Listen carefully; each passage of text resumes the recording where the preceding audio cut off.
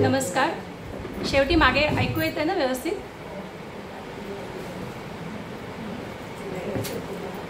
नमस्कार. कल्पना विहार मंडळाच्या अध्यक्षा वैशालीताई, सीमाताई, संपूर्ण कार्यकारिणीतील महिला आणि या सभागृहामध्ये उपस्थित असणाऱ्या आता सगळ्या माझ्या मैत्रिणीच म्हणते मी, कारण आता बऱ्याच जणींची ओळख झाली आहे. सगळ्या मैत्रिणींनो, सर्वप्रथम तुम्हा सगळ्यांना व्यास पौर्णिमेच्या म्हणजे गुरुपौर्णिमेच्या आपण ॲज ऑफ इफेक्ट म्हणतो ना, तशा शुभेच्छा.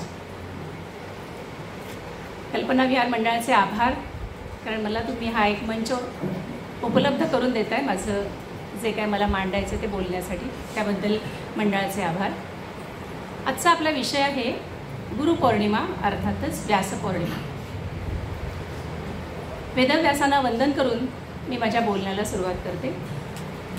नमोस्तुते व्यास विशाल बुद्धे पुल्लारविंदायत पत्रनेत्र येन त्वया भारत तैलपूर्णः प्रज्वालितो यज्ञमयः प्रदीपः. गुरुर्ब्रह्मा गुरुर्विष्णु गुरुर्देवो महेश्वरः गुरुः साक्षात् परब्रह्म तस्मै श्री गुरवे नमः. भगवान वेदव्यास महाराज की जय.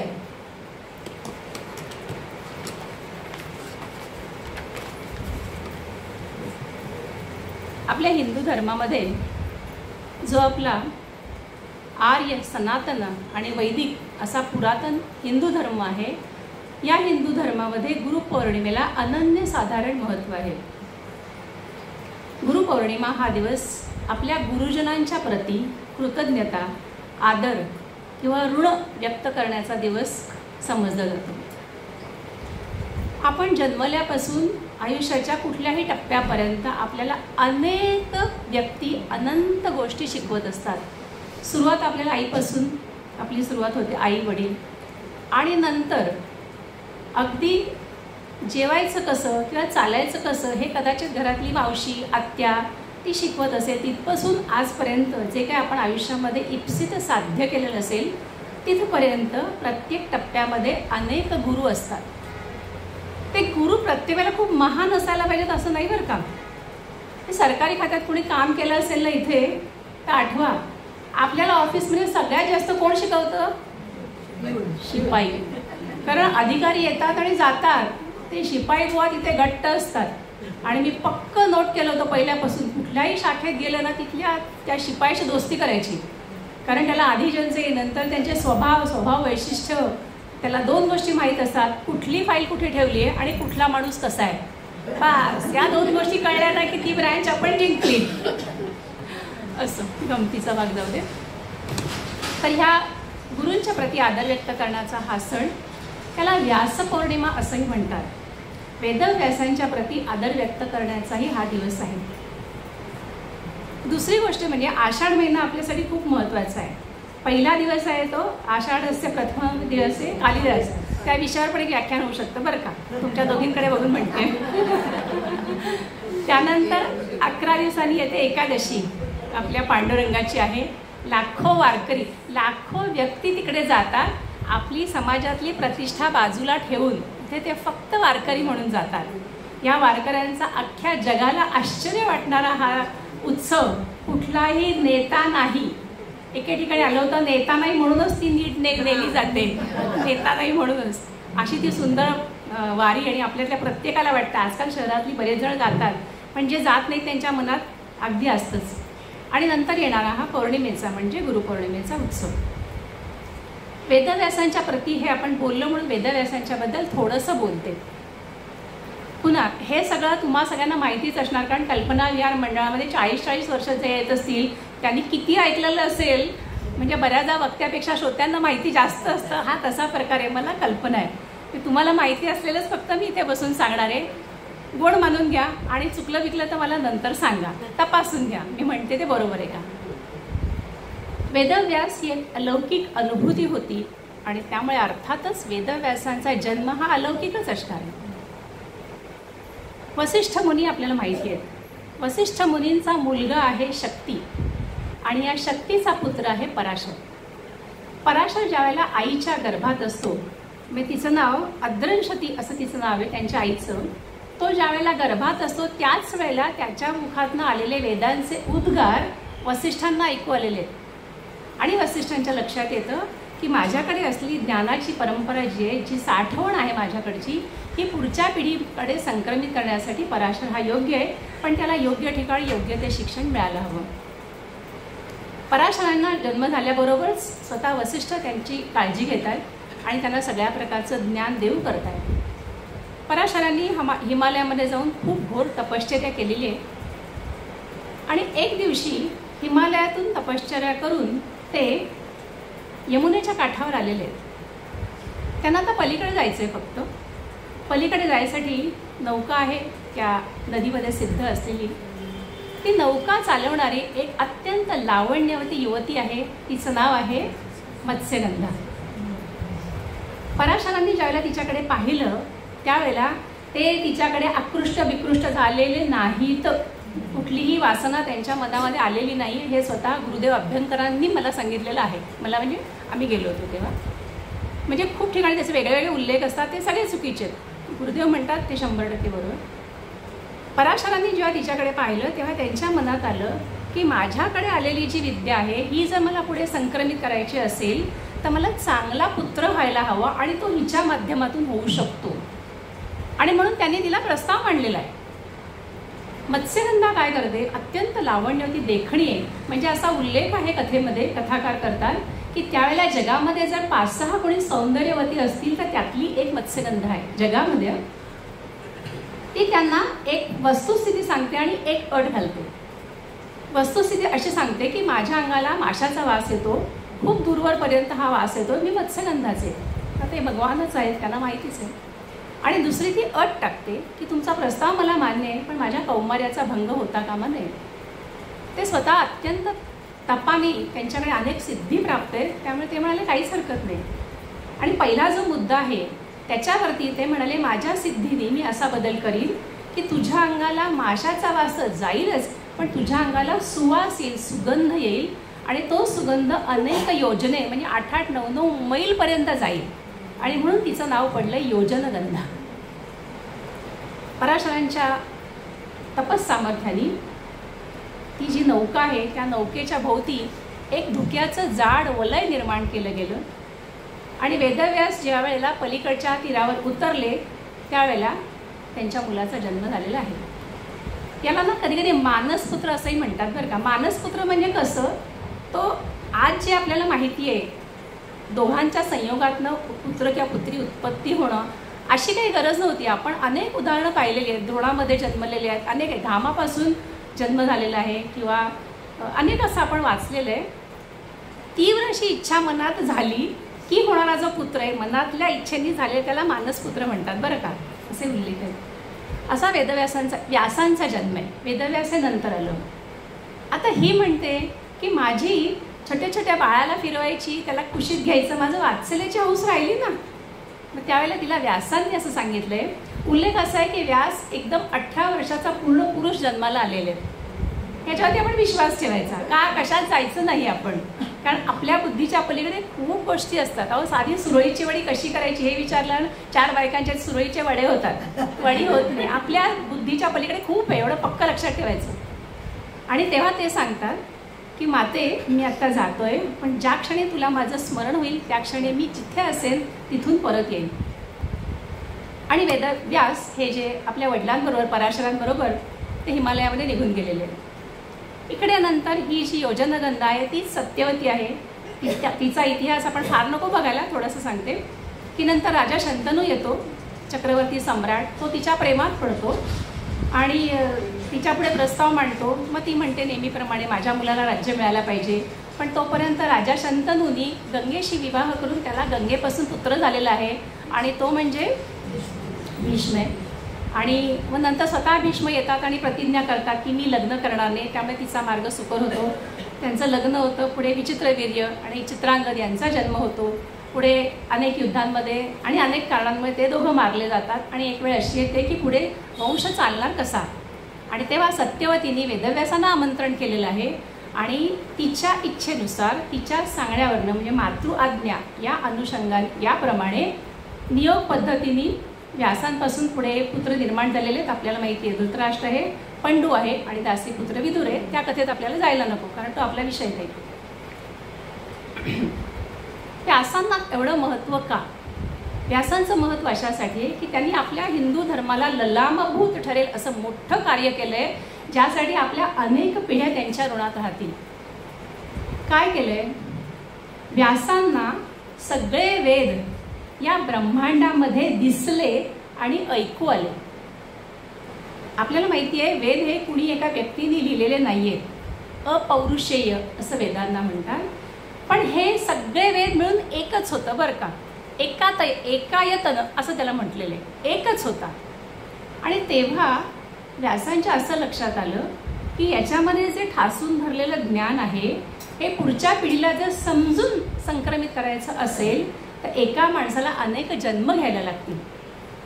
म्हणून त्यांनी काय केलं, या वेदांचा हा जो एक वेद होता त्याचं विभाजन केलं 4 वेदांमध्ये आणि त्यांनी ते 4 वेद 4 त्यांच्या शिष्यांकडे सुपूर्द केले. आपल्याला माहिती आहे पहिला ऋग्वेद आहे हा त्यांनी पहिल्या मुनींकडे दिला. दुसरा आहे हा यजुर्वेद आहे, तो वैशंपायन यांच्याकडे दिला. पुढे याज्ञवल्की आल्यामुळे त्याच्यामध्ये आणखीन एक वेद निर्माण झाला. त्याच्यानंतर तिसरा आहे तो सामवेद. तो सामवेद कोणाकडे एक गाणारे कोणते आहेत माझं आत्ता नाव लक्षात येत नाही. आणि चौथा जो आहे अथर्ववेद किंवा अथर्वणवेद, हा सामवेद दिला जैमिनींकडे. जैमिनी म्हणजे कोण? शंकराचार्य ज्यावेळेला मंडन मिश्रांकडे गेलेले होते ना, तो सगळा प्रसंग आपल्याला माहिती आहे. श्राद्ध वगैरे असतो, मंडन मिश्रा चिडतात, त्यावेळेला वेदव्यासांच्या बरोबर जैमिनी आहेत बरं का. एखादा गुरु एखाद्या शिष्याला घेऊन जातो तेव्हा तो शिष्य त्याचा लाडका किंवा पट्ट शिष्य असतो, असं जैमिनींचं महत्त्व आहे. आणि सामवेद पूर्ण गायनाचा आहे. आणि चौथा वेद जो आहे अथर्ववेद किंवा अथर्वणवेद, हा वेद दिलेला आहे सुमंतूंना. आणि यानंतर त्या शिष्यांनी आपल्या शिष्य परंपरांमध्ये ते ज्ञान संक्रमित केलेलं आहे आणि तिथून वर्षानुवर्षांकडून आज आपल्याकडे आलेलं आहे. बघा वाडीला वगैरे घनपाठी ब्राह्मण आहेत किंवा ज्यांनी ही सगळी वेदविद्या 10-10 वर्ष शिकलेली आहे ते असं एका सुरात सगळे वेद म्हणतात. हे आपल्यापर्यंत पोचण्याचं सगळं श्रेय जे आहे ना हे वेदव्यासांना जातं. यानंतर त्यांनी काय केलं आहे, त्यांनी 18 पुराणं लिहिली आहेत, 18 उपपुराणं लिहिली आहेत, 18 महापुराणं लिहिलेली आहेत आणि या 54 पुराणांमध्ये मिळून जवळजवळ 20 लाख श्लोक आहेत. याच्यामध्ये इतकं ज्ञान आहे ना हो. अभ्यास करायला गेले थोडं 1-2 पॅराग्राफ वाचल्यानंतर वाटतं केवढं ज्ञान आहे. पण दुर्दैवाने ते ज्ञान नाही. त्यात नक्की काय लिहिलं आहे, हे मोठे आहेत वेद महत्त्वाचे आहेत पण त्यात लिहिलं आहे काय, त्याचा अर्थ काय, हा खूप कमी माणसांना माहिती आहे. आजकालची शिक्षण प्रणाली असो त्याला आपण कोणालाच दोषी धरू शकत नाही. अनेक कारणांनी ती विद्या अशी गेलेली नाही. म्हणजे पाठ आहेत बऱ्याच जणांना पण ते पाठांतर असल्यानंतर त्याचा अर्थही माहीत असायला हवा. असो ज्यांना पाठ आहे त्यांच्याही वतीने त्यांच्याही चरणी मी वंदन करते. मग ह्या 18 पुराणांना लक्षात कसं ठेवायचं, एक छान श्लोक आहे आपल्यातल्या बऱ्याच जणांना माहिती असेल. मद्वयम भद्वयम मद्वयम भद्वयम चैव व चतुष्टयम अनापलिंग पुस्कानी पुराणानी पृथक पृथक. मद्वयम, म नावाची 2 पुराणं तुम्हाला माहितीच असतील. मत्स्य मार्कंडेय. नंतर भची 2 कुठली आहेत, भविष्य भागवत. ब्रची 3 आहेत, ब्रह्म ब्रह्मांड ब्रह्मवैवर्त. वची 4 आहेत. ते म्हणे कसं पाठ करायचं माहिती आहे, ववावावी ववावावी म्हणजे ते शॉर्टकट सांगतात की तुम्हाला कसं पाठ करता येईल. वराह वामन वायू विष्णू ववावावी पाठ करायसाठी. नंतर अनापलिंग पुस्कानी. अ म्हणजे अग्नी, ना म्हणजे नारद, प म्हणजे पद्म, ली म्हणजे लिंग. लिंग आहे ते लिवर टिंब आहे. लिंग म्हणजे लिंग. पुढे लिंग. ग म्हणजे गरुड, गणेश नाही बरं का, ते गरुड आहे. पुस्कनी, पु म्हणजे कूर्म, स्क म्हणजे स्कंद. अशी ही 18 पुराणं आहेत. ह्या पुराणानंतर त्यांनी एक महत्त्वाची गोष्ट म्हणजे ब्रह्मसूत्र रचली. 554 ब्रह्मसूत्र आहेत. खरं तर आपण ना ही अशी नावं ब्रह्मसूत्र म्हटल्यानंतर जरा लांबच राहूया असं आपल्याला वाटतं. पण ब्रह्मसूत्रांची निर्मिती का केली माहिती आहे, वेदांमधलं जे संस्कृत आहे, जे त्यांना ब्रह्मांडात दिसलेलं आहे, ते संस्कृत कळायला कठीण आहे. ते जनसामान्यांना निदान ऋषीमुनींना समजावं यासाठी त्यांनी ब्रह्मसूत्राची निर्मिती केली. ब्रह्मसूत्र म्हणजे ना थोडक्यात फॉर्म्युले आहेत. म्हणजे आपण केमिस्ट्रीमध्ये करतो भाग x = y+z आणि मग y ची किंमत काहीतरी ठरवतो आणि मग डिराईव्ह करत करत करत करत आपण x = व्हॉट त्याला येतो, डेरिव्हेशन. अशा प्रकारची ही ब्रह्मसूत्र आहेत. म्हणजे एखादं सांगितलं तर अथातो ब्रह्मजिज्ञासा, छोटंसं आहे, प्रचंड अर्थगर्भ आहे, संक्षिप्त परंतु अर्थगर्भ, अशी ती 554 ब्रह्मसूत्र आहेत. आणि मी थोडासा अभ्यास करायचा प्रयत्न केला, ते छान वाटतंय वाचायला आणि कळतंय मुख्य. म्हणजे इतकी वर्षात कधी वाढलेच नाही ब्रह्मसूत्र. कोण ते ग्रंथ डोळ्यापुढे इतकी विचित्र चित्र असतात ना आपल्या, आणि आपल्या त्या धारणा झाल्यात. पण ते स्वच्छ नवीन टाईप केलेलं करकरीत आणलं ना, ते छान कादंबरीपेक्षा छान वाटते वाचायला. तर मला धन्यवाद द्यायला पाहिजे कल्पना विहारला की मी ब्रह्मसूत्र वाचायला एवढी शिकावीनं सुरुवात केली. असो, आत्ता मी फक्त आता तो ब्रह्मजिज्ञासापर्यंत आहे, इच्छा आहे पुढे करायची, बघूया काय होईल. त्यानंतर षड्दर्शन आहेत बघा. षड्दर्शन म्हणजे कुठली नाही, षड्दर्शन आहे आधी 6 दर्शनांकडे येते. न्याय, वैशेषिक, सांख्य, योग, पूर्वमीमांसा ही 5 दर्शन आहेत. म्हणजे याबद्दल अनेक ऋषींनी खूप लिखाण केलेलं आहे. हे सगळं लिखाण आहे ना, हे वेदावरती आधारित आहे, परंतु त्यांनी द्वैत मान्य नाही केलेलं. त्यांनी काय मान्य केलं आहे की कर्म करा फळ मिळेल. नाही, कर्म हे जड आहे, कर्म फळ देऊ शकत नाही, त्याला ज्ञानाचा अधिष्ठानच लागतो. आचार्यांनी नंतर खूप ठिकाणी स्पष्ट केलं आहे. आणि आपल्या आदरणीय अलकाताई मुतालिक त्यांची काही पुस्तकं आहेत उपनिषदांवर, त्यांनी खूप सोप्या भाषेमध्ये म्हणजे आपल्याला वाचावंसं वाटेल अशी छान लिहिलेलं आहे. आणि त्यात कळतं की ह्या 5 जी आहेत पूर्वमीमांसेपर्यंतची जी दर्शनं आहेत, त्याच्यामध्ये जो अर्थ नाही तो वेदव्यासाने उत्तर मीमांसा लिहून तो त्याच्यात स्पष्ट केला आहे.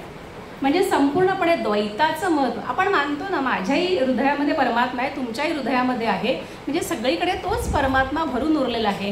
हे जे आहे द्वैत, अद्वैत, द्वैताचा निरास म्हणजे अद्वैत, हे सगळं इथे वेदव्यासाने मांडले, हे अतिशय महत्त्वाचे आहे. यानंतर आपल्याला श्रीमद भागवताची कथा माहिती आहे की खूप लिखाण करून सुद्धा वेदव्यासांचं पोट भरलं नाही. त्यांना एक प्रकारचं असमाधान वाटत होतं आणि त्यांना नारद मुनी भेटलेत आणि नारद मुनी सांगतायत, मुने तू असा अस्वस्थ का? तेव्हा ते म्हणतात की इतकं लिखाण केलं, पुराणं झाली, उपपुराणं झाली, ब्रह्मसूत्र झाली, पण माझं मन स्वस्थ नाही. तेव्हा त्यांना नारद मुनी सांगतायत की तू ना सर्वसामान्य लोकांना आवडेल, रुचेल, पचेल, पटेल, त्यांना ते ऐकावंच वाटलं असं काहीतरी लिही. हां, आपल्यासारखी तुमच्या आमच्यासारखी माणसं लहान मुलाच्या लीला असतात ना, त्यात रमतात. त्याला कुणी मारलं की आपल्याला वाईट वाटतं, त्याने कुणाला मारलं की आपल्याला बरं वाटतं. सर्वसामान्य माणसाचा स्वभाव आहे आपला. मग अशा कथा, अशा सगळ्या लीलांचं वर्णन करणारा श्रीमद भागवत हे पुराण व्यासांनी लिहिले आणि व्यासांच्या जीवाला तुष्टी मिळाली असा उल्लेख आहे. आणि भागवत माहिती आहे, 10 वेळा भागवत ऐकलं तरी पुन्हा वाटतं, कारण वेगवेगळा वक्ता त्याच्या त्याच्या बुद्धीनुसार त्याचे वेगळे वेगळे अर्थ लावतो आणि ते ऐकायला गोडच वाटतं. एक प्रसंग सांगतेच त्यातला, मला त्यातला एक प्रसंग खूप आवडतो त्या भागवतामधला. अनेक जणांकडे आपण ऐकलं आहे. ते छोटंसं बाळ आहे, कन्हैया छोटासा आहे, अंगावर कपडा नाही, कमरेला काहीतरी बांधलं आहे कडदोरा यशोदेनी, आणि असा गुट्ट्या आहे तो, चेहरा थोडासा निळसळ कारसळ वर्ण आहे आणि त्याला मुकुट वगैरे आहे, हातात आहे, पायात आहे, त्या तोरड्या बेड्या, आणि ती त्याला बांधून ठेवते बघा यशोदा. त्याचा तिला खूप पश्चाताप होतो नंतर. ती त्या उखळाला बांधून ठेवते आणि भगवंत हसतायत, काय हिची डेअरिंग ना, मला बांधतीये. आणि शेवटी तिला ते न ऐकता डुग्गू डुग्गू डुग्गू असे चालले. ते कीर्तनकार कथाकार सांगतात, इतकं गोड वाटतं. एवढीशी मूर्ती अशी डुग्गू डुग्गू चालली आणि समोर ते 2 वृक्ष आहेत आणि पेंद्या ओरडताय, कृष्णा कृष्णा. आता कृष्णा म्हणायचा, त्याला बोलतायच कृष्णा कृष्णा, अरे तुला लागेल कृष्णा, अरे. भगवंत हसतायत, त्रैलोक्याचा मालक मी आणि पेंद्या मला सांगते अरे तुला लागेल. इतकं गोड वाटतं ऐकतं ना. आणि मग ते पुढे जातं आणि मग त्या 2 वृक्षांच्या मधून भगवंत जायला लागतो आणि ते 2 वृक्ष पडतात, कडाड कडकड आवाज येतो आणि त्यातनं ते 2 गंधर्व त्यांची शापमुक्ती होते. मला हा प्रसंग खूप आवडतो. असे अनेक प्रसंगांचं ते भागवत आहे आणि त्यामुळे सगळ्यांना ते आवडलं आणि त्यामुळे वेदव्यासांच्या मनाची तुष्टी झाली. त्यानंतर येतं ते महाभारत. महाभारत म्हणजे या जगात जे जे काही शक्य आहे ते सगळं त्या महाभारतामध्ये आहे. या महाभारताचं लेखन स्वतः गणेशांकडनं करून घेतलंय वेदव्यासांनी. बद्रीनाथला आपण जाऊन आला असाल, तिकडे मोठा ती मूर्ती आहे, मोठा त्यांचा अशा गुहेसारखा आकार आहे आणि श्री गणेश ते लिहित आहेत. म्हणजे वेदव्यासांची आजच्या भाषेत पहुंच किती होती बघा. बुद्धीचं जे प्रतीक आहे त्या स्वतः गणेशांना त्यांनी लिहायला सांगितले. आणि अशा प्रकारे हे जे त्यांचं काय म्हणता येईल अलौकिक असं जे कार्य आहे, या सगळ्या कार्याला ना व्यासचर्या असं म्हटलंय बरं का. त्यांनी असं म्हटलंय की व्यासांच्या परिघाच्या बाहेर जाऊन कुणाला लिहिणं शक्य नाही आहे. छान शब्द आहे पहा, व्यासांच्या परिघाच्या बाहेर कोणालाच लिहिणं शक्य नाही आहे. आणि म्हणून व्यासोच्छिष्टम जगत सर्वम असं म्हटलं जातं. जी जी काही म्हणून साहित्याची अंग आहेत, अर्थकारण आहे, राजकारण आहे, राष्ट्रकारण आहे, धर्मकारण आहे, शिक्षण आहे, विज्ञान आहे, कला साहित्य क्रीडा संस्कृती, या सगळ्याप्रती वेदव्यासाने विपुल असं लेखन केलेलं आहे आणि ते अत्यंत महत्त्वाचं आहे. आणि ह्यामुळे वेदव्यासांना खूप महत्त्व येतं. त्यांच्या बाबतीत असं म्हटलेलं आहे, कुलगुरूंचे महाकुलगुरू, गुरूंचे महासद्गुरू असे हे व्यास आहेत. आणि भगवद्गीतेमध्ये 10व्या अध्यायामध्ये स्वतः भगवान कृष्ण म्हणतात की ऋषींमध्ये मी व्यासच आहे. या व्यासांच्या चरणी 1-2 ओळींचा श्लोक सादर करूया, जो शंकराचार्यांच्या कथेमध्ये नेहमी येतो. शंकरम शंकराचार्यम केशवम बादरायणम. बादरायण का? कारण व्यासांचे वडील पराशर यांनी हिमालयामध्ये बदर म्हणजे बोराच्या वृक्षाखाली अनेक वर्ष तपश्चर्या केली आहे, म्हणून त्यांना बादरायण म्हणतात. शंकरम शंकराचार्यम केशवम बादरायणम सूत्रभाष्य पुरौ वंदे भगवंतो पुनः पुनः असा त्यांचा उल्लेख केला आहे. म्हणजे विष्णूंचेच अवतार वेदव्यास आहेत. अशा वेदव्यासांना आपण नमस्कार करूया. आणि आता मी पुढे वळते. आजचा आपला जो विषय आहे गुरुपौर्णिमा, व्यास पौर्णिमा, म्हणून व्यासांच्या संदर्भात हे सांगणं आवश्यक होतं. आता गुरु म्हणजे कोण? गुरु 2 अक्षरी शब्द आहे. साधारणतः आपण म्हणतो गुरु म्हणजे शिकवणारा. गुरु म्हणजे तो की जो समोरच्या शिष्याला लघु राहू देत नाही तो, किंवा माझा शिष्य माझ्या पुढे जाता कामा नये असं नाही. सचिन तेंडुलकर आचरेकर, मला नेहमी हेच उदाहरण आठवतं. जेवढ्या सचिनची षटकं होत आहेत, सेंचुऱ्या होत आहेत, तसा आचरेकर गुरुजींचा आनंद गगनात मावत होता. माझा शिष्य माझ्या इतका पुढे होऊ देत की जगात त्याचं नाव रोशन होऊ दे. मी त्या ऑस्ट्रेलिया किंवा कॅनडाच्या कोपऱ्यातल्या कुणाला आचरेकर गुरुजी माहीत नाहीत, पण सचिन माहीत नाही असा जर माणूस असेल तर त्याचं जीवन निष्फळ. असा गुरुच्या बद्दल आणखीन पण काही काही व्याख्या किती छान छान बघा. निंबाळला एक गुरुदेव रानडे म्हणून आहेत, मला माहिती असेल. ते कथा वगैरे झाल्यानंतर झाडायचे आणि ती धूळ आपल्या मस्तकाला लावायची, खूप मोठी असावी.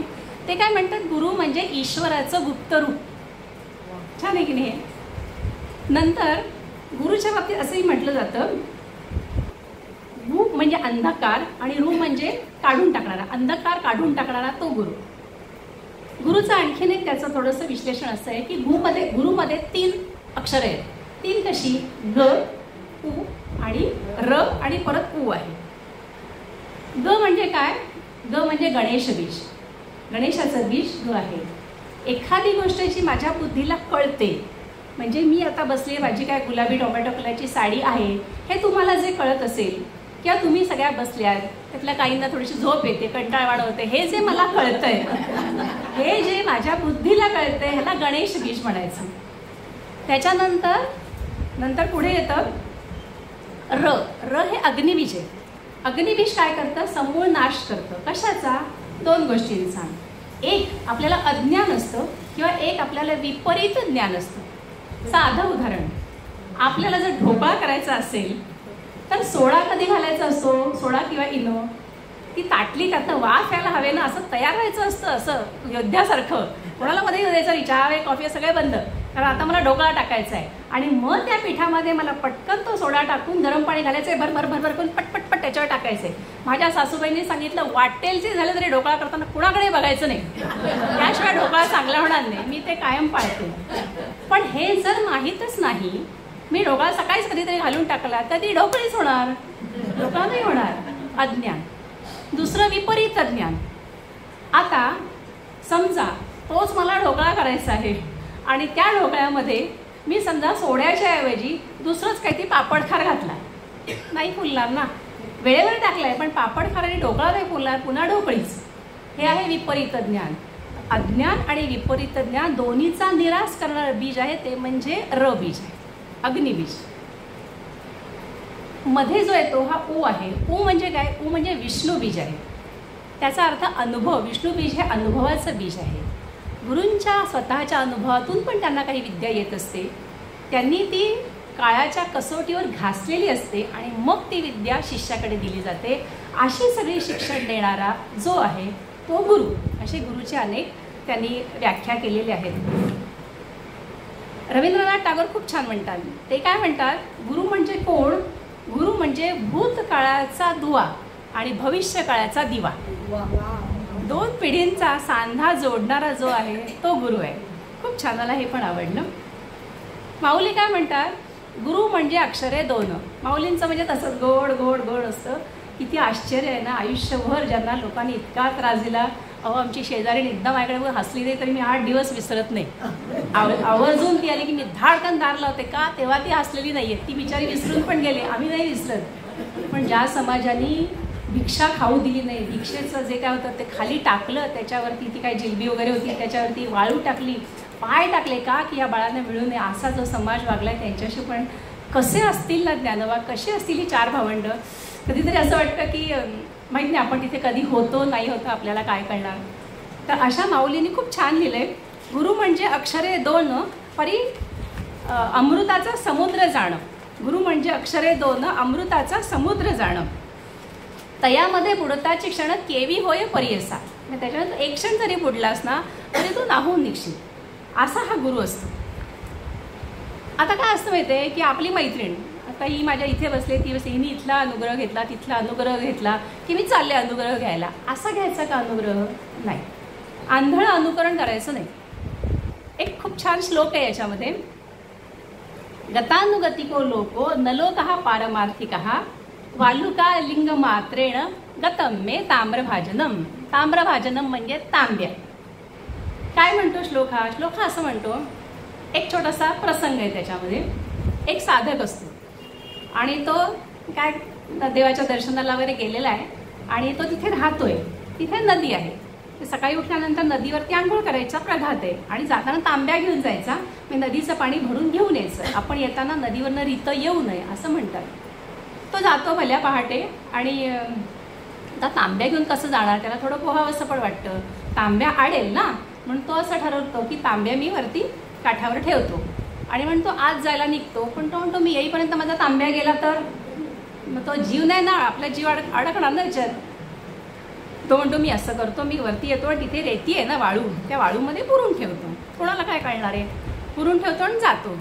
मग त्याला आठवतं की मी आल्यानंतर मला सापडलं पाहिजे ना, मला कसं नाही मिळालं तर काय फायदा.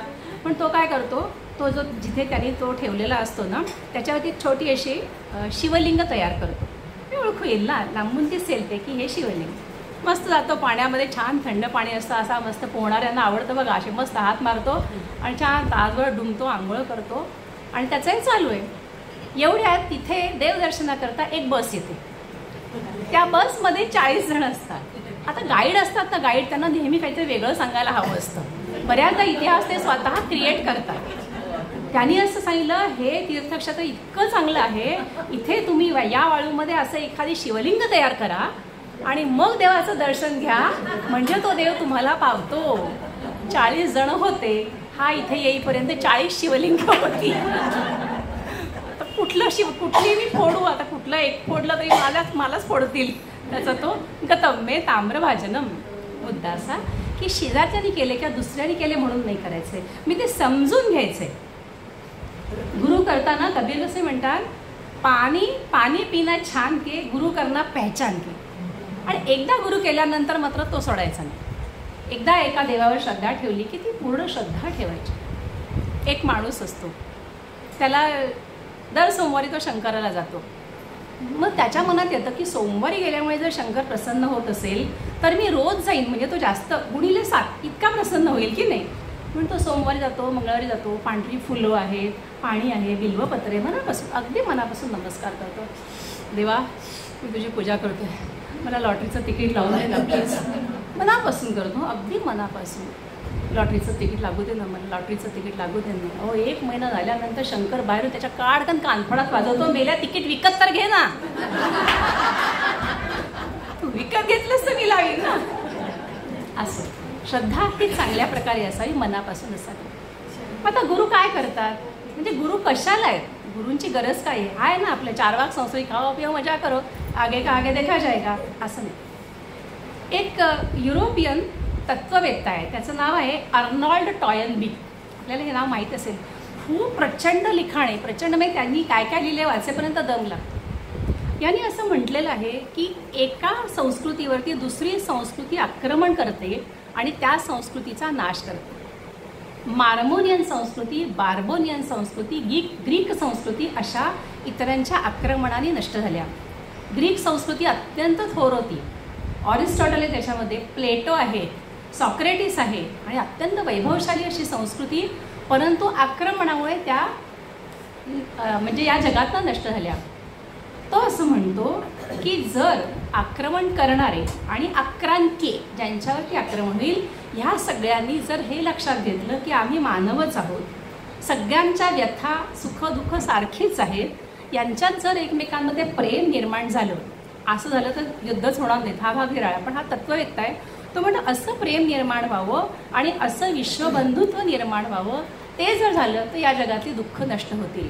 आता हे सांगायला छोटंसं मी 2 वाक्यात सांगितलं, पण त्यांनी याच्यावरती ग्रंथ लिहिला आहे आणि त्या ग्रंथावरती ज्यांनी एक सिनॉप्सिस काढलेला आहे, काय म्हणतात त्याला, थोडक्यात जे लिहिलेलं आहे त्याचा अर्थ खूप सुंदर आहे. त्यामुळे सारांश. तर तो टॉयनबी खूप ग्रेट आहे एवढं मात्र त्यातनं कळतं. मला आवडला हा परिच्छेद म्हणून त्याचा मी उल्लेख केला. मग गुरु काय करतात, आपली कसली तयारी करतात. तर गोंदवलेकर महाराज छान सांगायचे, आपण ऐकलं असेल त्यांच्या प्रवचनांमध्ये, की तुम्ही म्हातारपणी आपल्याला औषधं लागतील, आपल्या मुलाबाळांना शक्यतो पडायला नको खर्च, म्हणून आपण काय ते इन्शुरन्स पॉलिसी घेतो, थोडे पैसे ठेवून देतो की हे 5 लाख रुपये आहेत ना, हे माझ्या दर महिन्याला काय मेडिकलचं येईल, खर्च येईल, त्याच्यासाठी शक्यतो मुलाबाळांना त्रास होणे असं आपण बघतो, कारण त्यांना त्यांचे खर्च आहेतच.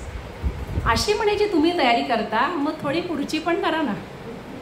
एका क्षणी ह्या मेडिकलचा उपयोग नाही, तेव्हा वरतीच जायचं आहे. त्याची तयारी तुम्ही का करत नाही, ती तयारी करा.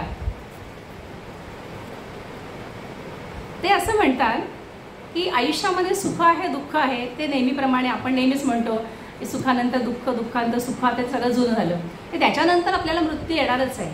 तर त्याच्यामध्ये त्यांनी असं म्हटलं, हे जे जाणं आहे ना मृत्यूकडे, गुरु कशाला त्याचा उल्लेख करते, हे जाणं सोपं व्हायला हवे. त्याच्यामध्ये माऊली असं म्हणतात, वाटे घटींचा दिवा, काय नेणो विझाला केव्हा. म्हणजे एखाद्या दिव्यावरती एखादी टोपली घातली तर त्यातनं हळूहळू थोडा वारा जाईल, हवा जाईल, कळणारच नाही दिवा कधी विझलाय. आपलं मरण हे असं असतं. आणि ते असं म्हणतात की शेवटी आपल्याला बरोबर घेऊनच काही नाही जायचं ना. कफनों को जेबे नाही होतीये. आपलं ते शैलेंद्राचं गाणं आहे ना, न हाथी है न घोडा है वहाँ पैदल ही जाना है, सजन रे झूठ मत बोल. घोडा, हाती, पालखी, मुलुंडचा फ्लॅट, लोणावळ्याचा रो हाऊस, काही बरोबर येणार नाही आहे. जे काही मी सत्कर्म केलं असेल, कुणाचे तरी आशीर्वाद किंवा मनात कधीतरी कुणाला तरी वाटलं असेल की ही बाई जरा चांगली होती, बरी होती, असं जे कोणाला वाटणार आहे तेच माझ्याबरोबर येणार आहे. ही जी वाट आहे पुढे जायची, म्हणजे अंताला जायची, ती सोपी करायचं काम आपले गुरु करतात. म्हणून गुरु करायचा. बेळगावमध्ये एक काय बरं त्यांचं, हां, पंत बाळे कुंद्रीकर म्हणून एक संत आहेत, त्यांनी खूप छान लिहिले. त्यांनी असं लिहिलं आहे, म्हणजे असं म्हटलं की त्या गुरुला तुम्ही शरण जायला पाहिजे. ते असं म्हणतात, शरण जाता श्री गुरु पायी, शरण जाता श्री गुरु पायी, जन्म मरण उरले नाही, जन्म मरण उरले नाही. ही दशा यावी म्हणजे परत आपण गटांगळ्या खाऊ नये असं आपल्याला वाटत असेल तर आपण श्रीगुरूंच्या पायी जाऊ. श्रीगुरू आपल्याला नजर देतात. पुन्हा एक छोटासा प्रसंग सांगते. एका गावामध्ये एक व्यापारी जातो आणि त्याच्याबरोबर एक घोडा असतो. त्याने घोड्यावर सामान वगैरे लादलेलं असतं. त्या गावात ते विकायचं, जे पैसे मिळतील त्यात पुढे विकत घ्यायचं, असं त्याचं व्यापाऱ्यांचं नेहमीचं. त्या व्यापाऱ्याचा जो घोडा असतो ना, त्या घोड्याला अर्थात काय ते घास आपण म्हणतो ना, चारा लागतो खायला. तर त्या गावामध्ये ना पाऊस कमी असेल किंवा काय असेल, हिरवा चाराच नसायचा, असा करड्या रंगाचा, म्हणजे सोनेरी नाही म्हणता येणार, असा थोडासा सुकलेला असा चारा असायचा. आता ह्या घोड्याला चांगला हिरवागार चारा खायची सवय होती, तर तो चारा टाकला की तो मान फिरवायचा. मग ह्याला वाटलं की नवीन गाव आहे, सवय नाही, याला झोप झाली नसेल, याव ट्याव सगळं केलं. 2-3 दिवस झाले तो घोडा काही खाईच ना. आता तो घोडा जर काही खात नसेल, बारीक झाला असेल, तर पुढे कसं व्हायचं, कारण ह्याचं आयुष्य त्याच्यावर अवलंबून आहे. असा चिंताक्रांत उभा असतो आणि तो घोडा तिथेच, घोडा काही खाईना, समोर एवढं त्याच्यावर टाकलेला चारा. एक सज्जन त्या गावातला येतो आणि म्हणतो, काय रे दादा, तू का परेशान आहेस का, तुझ्या चेहऱ्यावरती असे त्रासलेले भाव का, दुःखी का? तो म्हणतो, काय करू, 3 दिवस झाले हा घोडा काहीच खाईना, आता इथे तुम्ही मला सांगा कुठे मला हिरवा चारा मिळेल. सज्जन म्हणतात, दादा खरं सांगू का, या गावामध्ये हिरवा चारा मिळला नाही, इथे पाऊसच नाही आहे, त्यामुळे जो काय हाच चारा, आमच्या घोड्यांना मी हाच घालतो, पण मी काय करू म्हणे, आता ह्यांनी जर खाल्लं का मरेल, माझं पुढे काय. थांब म्हणे, मी तुला एक युक्ती सांगतो, चल माझ्याबरोबर. ह्याला बरं वाटतं, कुठेतरी आहे हिरवा चारा मिळणार, चल माझ्याबरोबर. हा पण तू कुठे, मला मी इतकी चौकशी केली, कुठेच हिरवा चारा नाही. तो म्हणे, तू चल माझ्याबरोबर. आणि व्यापारी त्या सज्जनाबरोबर जातो. कुठे जातात ते, गॉगलच्या दुकानात. व्यापारी म्हणतो, हे काय, तू काळजी करू नकोस, छानपैकी तो हिरव्या काचेचा गॉगल घेतो, चल म्हणे माझ्याबरोबर. आणि येतो, घोड्याला गॉगल लावतो, खायला सुरुवात. काय याच्यातनं निष्पन्न काय, नजर. त्याची नजर फक्त बदलली, त्याच्या नजरेला करड्याच्या ऐवजी हिरवा रंग दिसायला लागला. तीच नजर गुरु आपल्याला देतात. आज मला छोट्या छोट्या गोष्टीमध्ये मान आहे, अपमान आहे, दंभ आहे. दंभ आपल्याला तर तो असतोच ना. ते महाराज म्हणतात ना की खरं भगवंताला किंवा गुरुना सर्वस्व द्यावं. आम्ही सर्व देतो पण स्व देत नाही. उदाहरण, आपल्या घरी पाहुणे आलेले असतात आणि त्यातलीच एखादी मैत्रीण असते ना, ती म्हणते, अरुणा चहा कॉफी द्यायची ना सगळ्यांना, मी येते तुझ्या मदतीला. ती जी जवळची असते ती स्वयंपाकघरात येते आणि मग आपण कॉफी बनवतो. मग ते सगळे पेले काय कप असेल ते बाहेर दिले जातात. ती मैत्रीण आतमध्ये असते ना आपल्याबरोबर. तर बाहेरच्यांना सगळ्यांना ती मैत्रीण माहिती नाही आहे. तर बाहेरचे सगळे म्हणतात, हो काय छान झाली कॉफी, काय छान झाली. मी लगेच बाहेर येते हात पुसत, जरासं जायफळ टाकलं ना मी म्हणून छान झाली. सांगायचं काय, मी केली आहे ती. हां, इतर कोणी नाही. स्व जात नाही बघा. हे आपला दोष नाही, भगवंतानी आपल्याला तसं बनवलंय. पण हे बदलायला हवं. हे बदलल्याशिवाय आयुष्यामध्ये सुख येणार नाही, असं त्यांचं म्हणणं आहे. आता शिष्य कसा असतो, शिष्याचे त्यांनी 3 प्रकार सांगितले. किती वाजले तुमच्या घड्या बंद पडल्या की काय?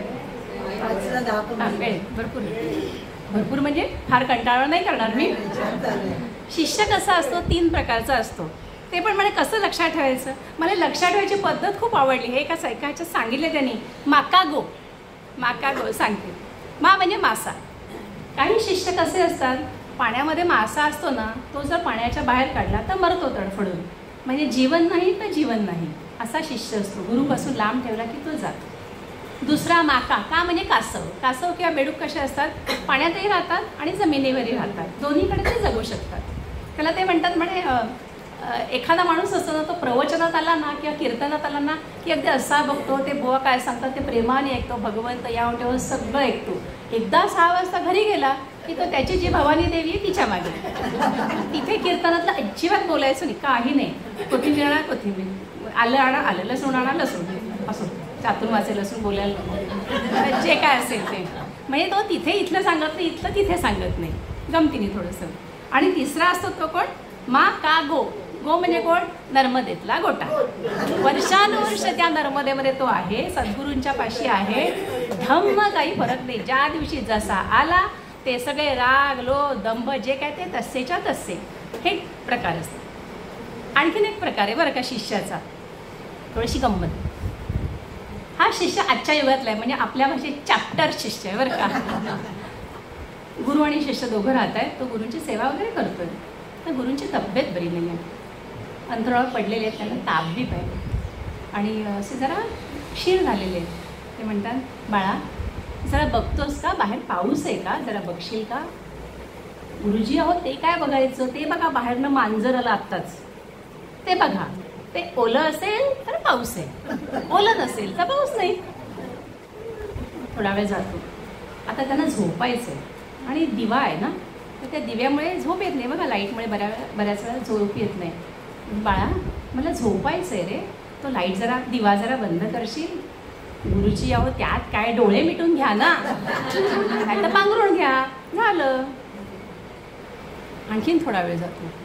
ते म्हणतात बाळा मला तहान लागली रे, जरासं पाणी देशील. गुरुजी हे काय, पहिली 2 कामं मीच केली, आता तिसरं तुम्ही करा की. असे शिष्यांचे प्रकार. काही शिष्य असे असतात, गुरुपौर्णिमेला एकदा पाकिट दिलं की सांगायचंच की आता वर्षभर मला कृपा पाहिजे. पाकिटात किती आहे माहीत नाही. याच्यात एक ना हरिभाऊ निटूरकर म्हणून आहे, त्यांची प्रवचन आहेत ना, खूप सुंदर बोलतात, ज्ञानेश्वरी अशी तोंडपाठ आहेत. तर ते एक गाणं म्हणतात. ते म्हणतात की अशा ज्या शिष्य बायका आहेत त्याच्याबद्दल ते म्हणतात. त्या कसं म्हणतात, बाई म्या गुरु केला गुरु केला, बाई म्या गुरु केला गुरु केला, 1 रुपया दिला 1 रुपया दिला, बाई म्या गुरु केला गुरु केला. असं असता कामा नये. तुम्ही तो 1 रुपया देणार गुरुपौर्णिमेला आणि त्यांनी आयुष्यभर कृपा करावी असं चालणार नाही, हे चुकीचं आहे. अलीकडच्या काळात आपण अनेकदा बघितलं की लोकांनी त्यांचे अनुग्रह घेतले आणि पुढची गुरुपौर्णिमा जेलमध्ये करायला लागली. आपल्याला माहिती आहे, नाव न घेणं बरोबर. समर्थ काय म्हणतात याच्यामध्ये, काही गुरु आहेत, म्हणजे आत्ता सध्या आपण त्यांना बुवा किंवा साधू म्हणू, ते चमत्कार करतात. ते असतं ना, अंगठी काढतात आणि भस्म काढतात. तर खरं तर जर तो गुरु 1 अंगठी काढत असेल तर त्यांनी 1000 अंगठ्या काढाव्यात ना, त्या गावाचा सगळा रेशनचा प्रश्नच मिटेल. पण असं होत नाही आणि त्यांना त्यांच्या मागे जाणारे शिष्य पण त्यांना ते विचारत नाहीत, हे दुर्दैव. समर्थ म्हणतात, जे करामती दाखविती स्वतः असं गुरु समजती, ते गुरु नव्हे मोक्षदाते, ते सद्गुरु नव्हे मोक्षदाते. म्हणजे असे करामती करणारे आहेत ना, ते गुरु नाही. कधी कधी या करामती करायला लागतात. जसं 1400 वर्षाचा चांगदेव त्याला वाघावर बसून ढाम ढाम ढाम वरात घेऊन हातामध्ये साप घेऊन आला, दाखवायला गेला. त्याला त्याची जागा दाखवणं योग्य होतं. त्यामुळे माऊलीने काय केलं, भिंतच चालवून टाकली. प्रश्न मिटला. हा चमत्कार त्यांनी का केला, मी किती ग्रेट आहे सांगण्यासाठी नाही. कुठेतरी त्या माणसाला जागा दाखवली पाहिजे आणि ते दाखवणारं दुसरं कोणीही नाही. मुक्ताबाईंनी म्हटले ना, चांगल्या 1400 वर्षाचं झालं तरी मडकरी कामच आहे, मुक्ताई म्हणते, आणि नंतर तीच त्यांची गुरु झालेली आहे. अशा वेळेला माऊलींनी पण चमत्कार केलेला आहे लोकांना समजण्यासाठी. मग समर्थ म्हणतात की खरा गुरु कोण, खरा गुरु असा आहे, विघडले देव आणि भक्त, विघडले देव आणि भक्त, जीव शिवपणे द्वैत, जीव शिवपणे द्वैत, तया गुरु शिष्या एकात आणि ती तो सद्गुरू जाणावा.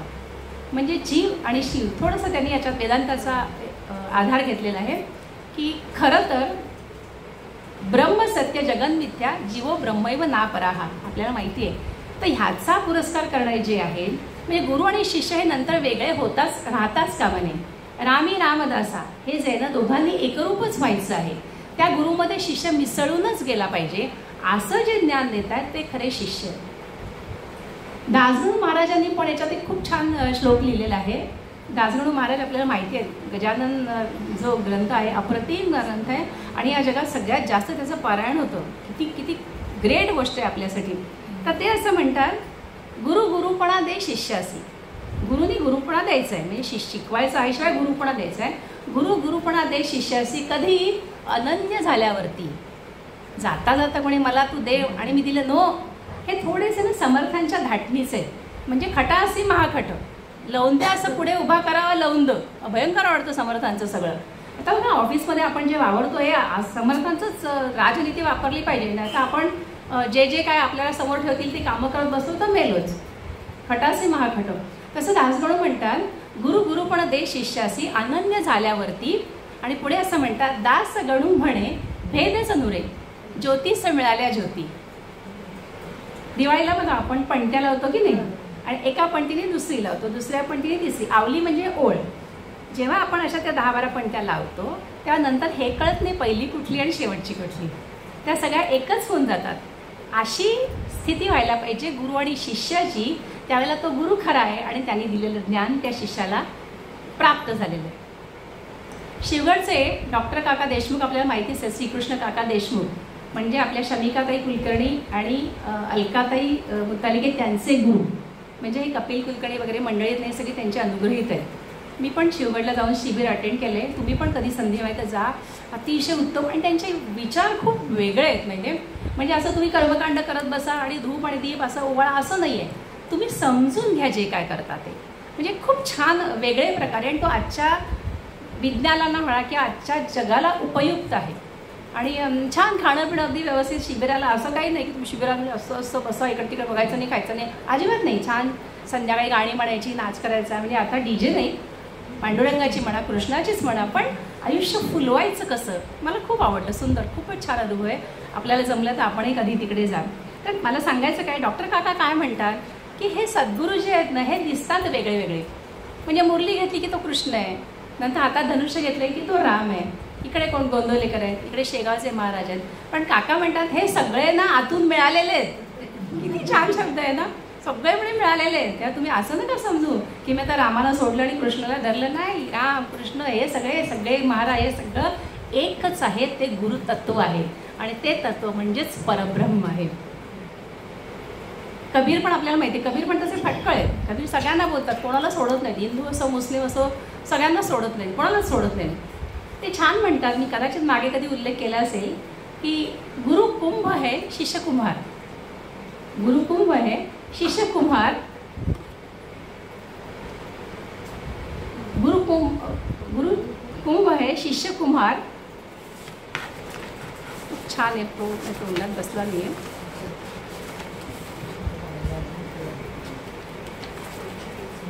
हां, गुरु कुंभ शिष्य कुमार, गडी गडी खाये खोट. गडी गडी बरं का, घडी घडी नाही, पण त्याचा अर्थ तसाच आहे. गुरु कुमार शिष्य कुंभ, गडी गडी खाये खोट, अंतर हात सहार दियो, बाहर बाहे चोट. म्हणजे वरतून तो थपडा देतो, थोबाडी देतो, पण त्याने आत आधाराला हात दिलेला आहे. म्हणजे जेणेकरून त्याचं नुकसान होणार नाही याची काळजी तो घेतोय. मग तुकोबा काय म्हणतात, तुकोबा काय राहणार का याच्यामध्ये.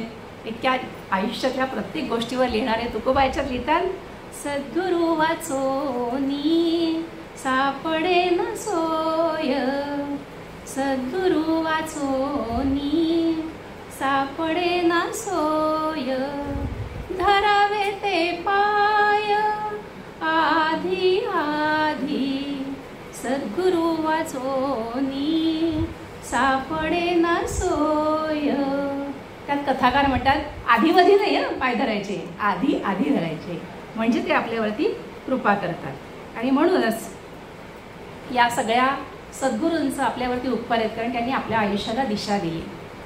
आता खरं तर ना सद्गुरू करायचा नसतो, असं म्हणतात की योग्य वेळ आली ना की ते आपल्या आयुष्यात येतात.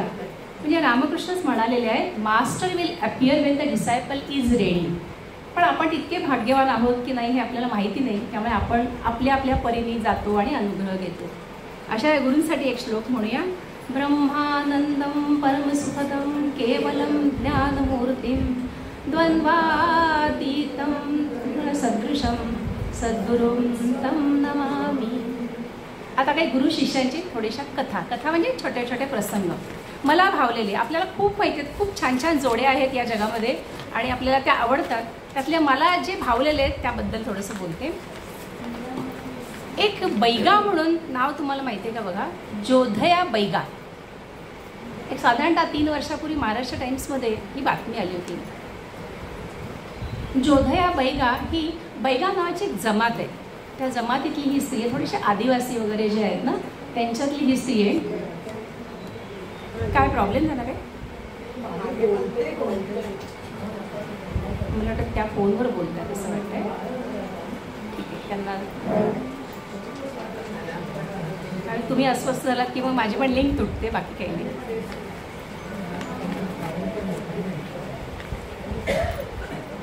बैगाबद्दल बोलते मी. जोधया बैगा ही मध्य प्रदेशमध्ये राहणारी स्त्री आहे. अशी एक थोड्याशा झोपडपट्टी हा शब्द आणखीन खालचा होईल, पण त्या तत्सम भागामध्ये राहणारी आहे.